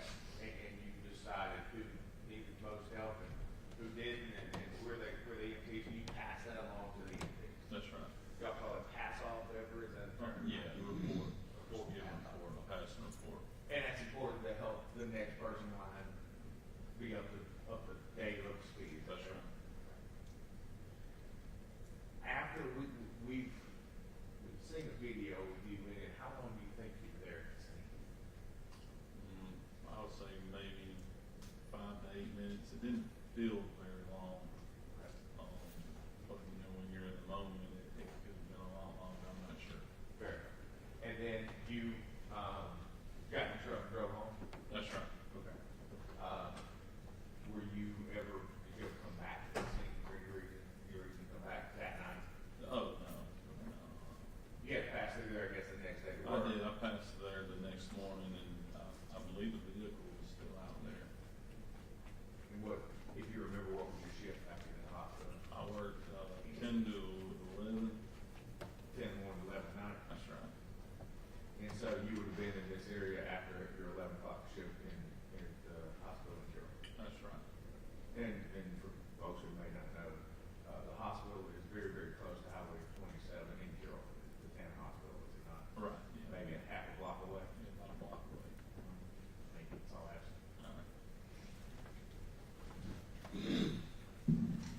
approve? No, Your Honor. All right, thank you. Any objection from either party for Mr. Jackson to be excused? No. No, Your Honor. All right, Mr. Jackson, you have the excuse. You're welcome to stay in court and ask your advice. All right, thank you. Have a good day. What's the party's approach?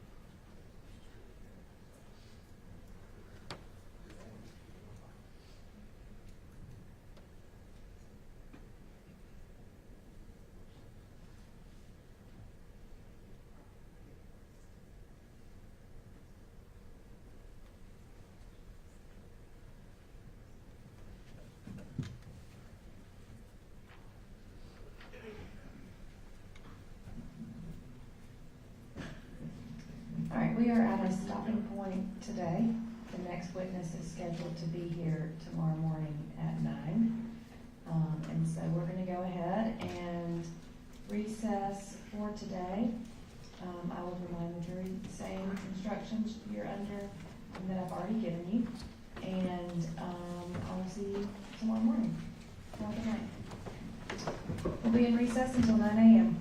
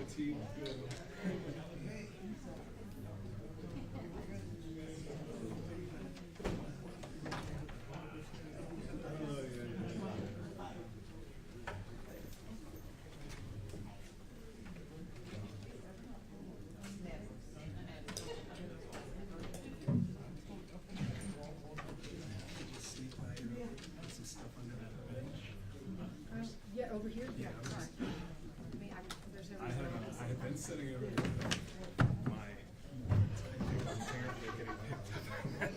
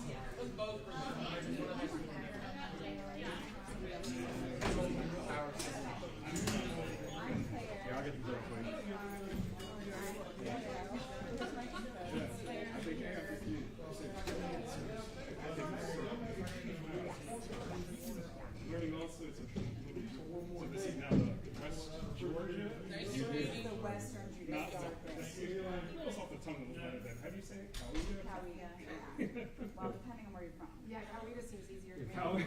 If you're from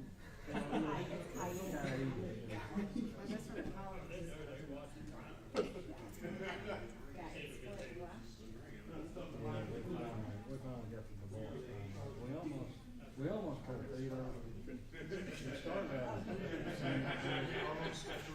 you go. There you go.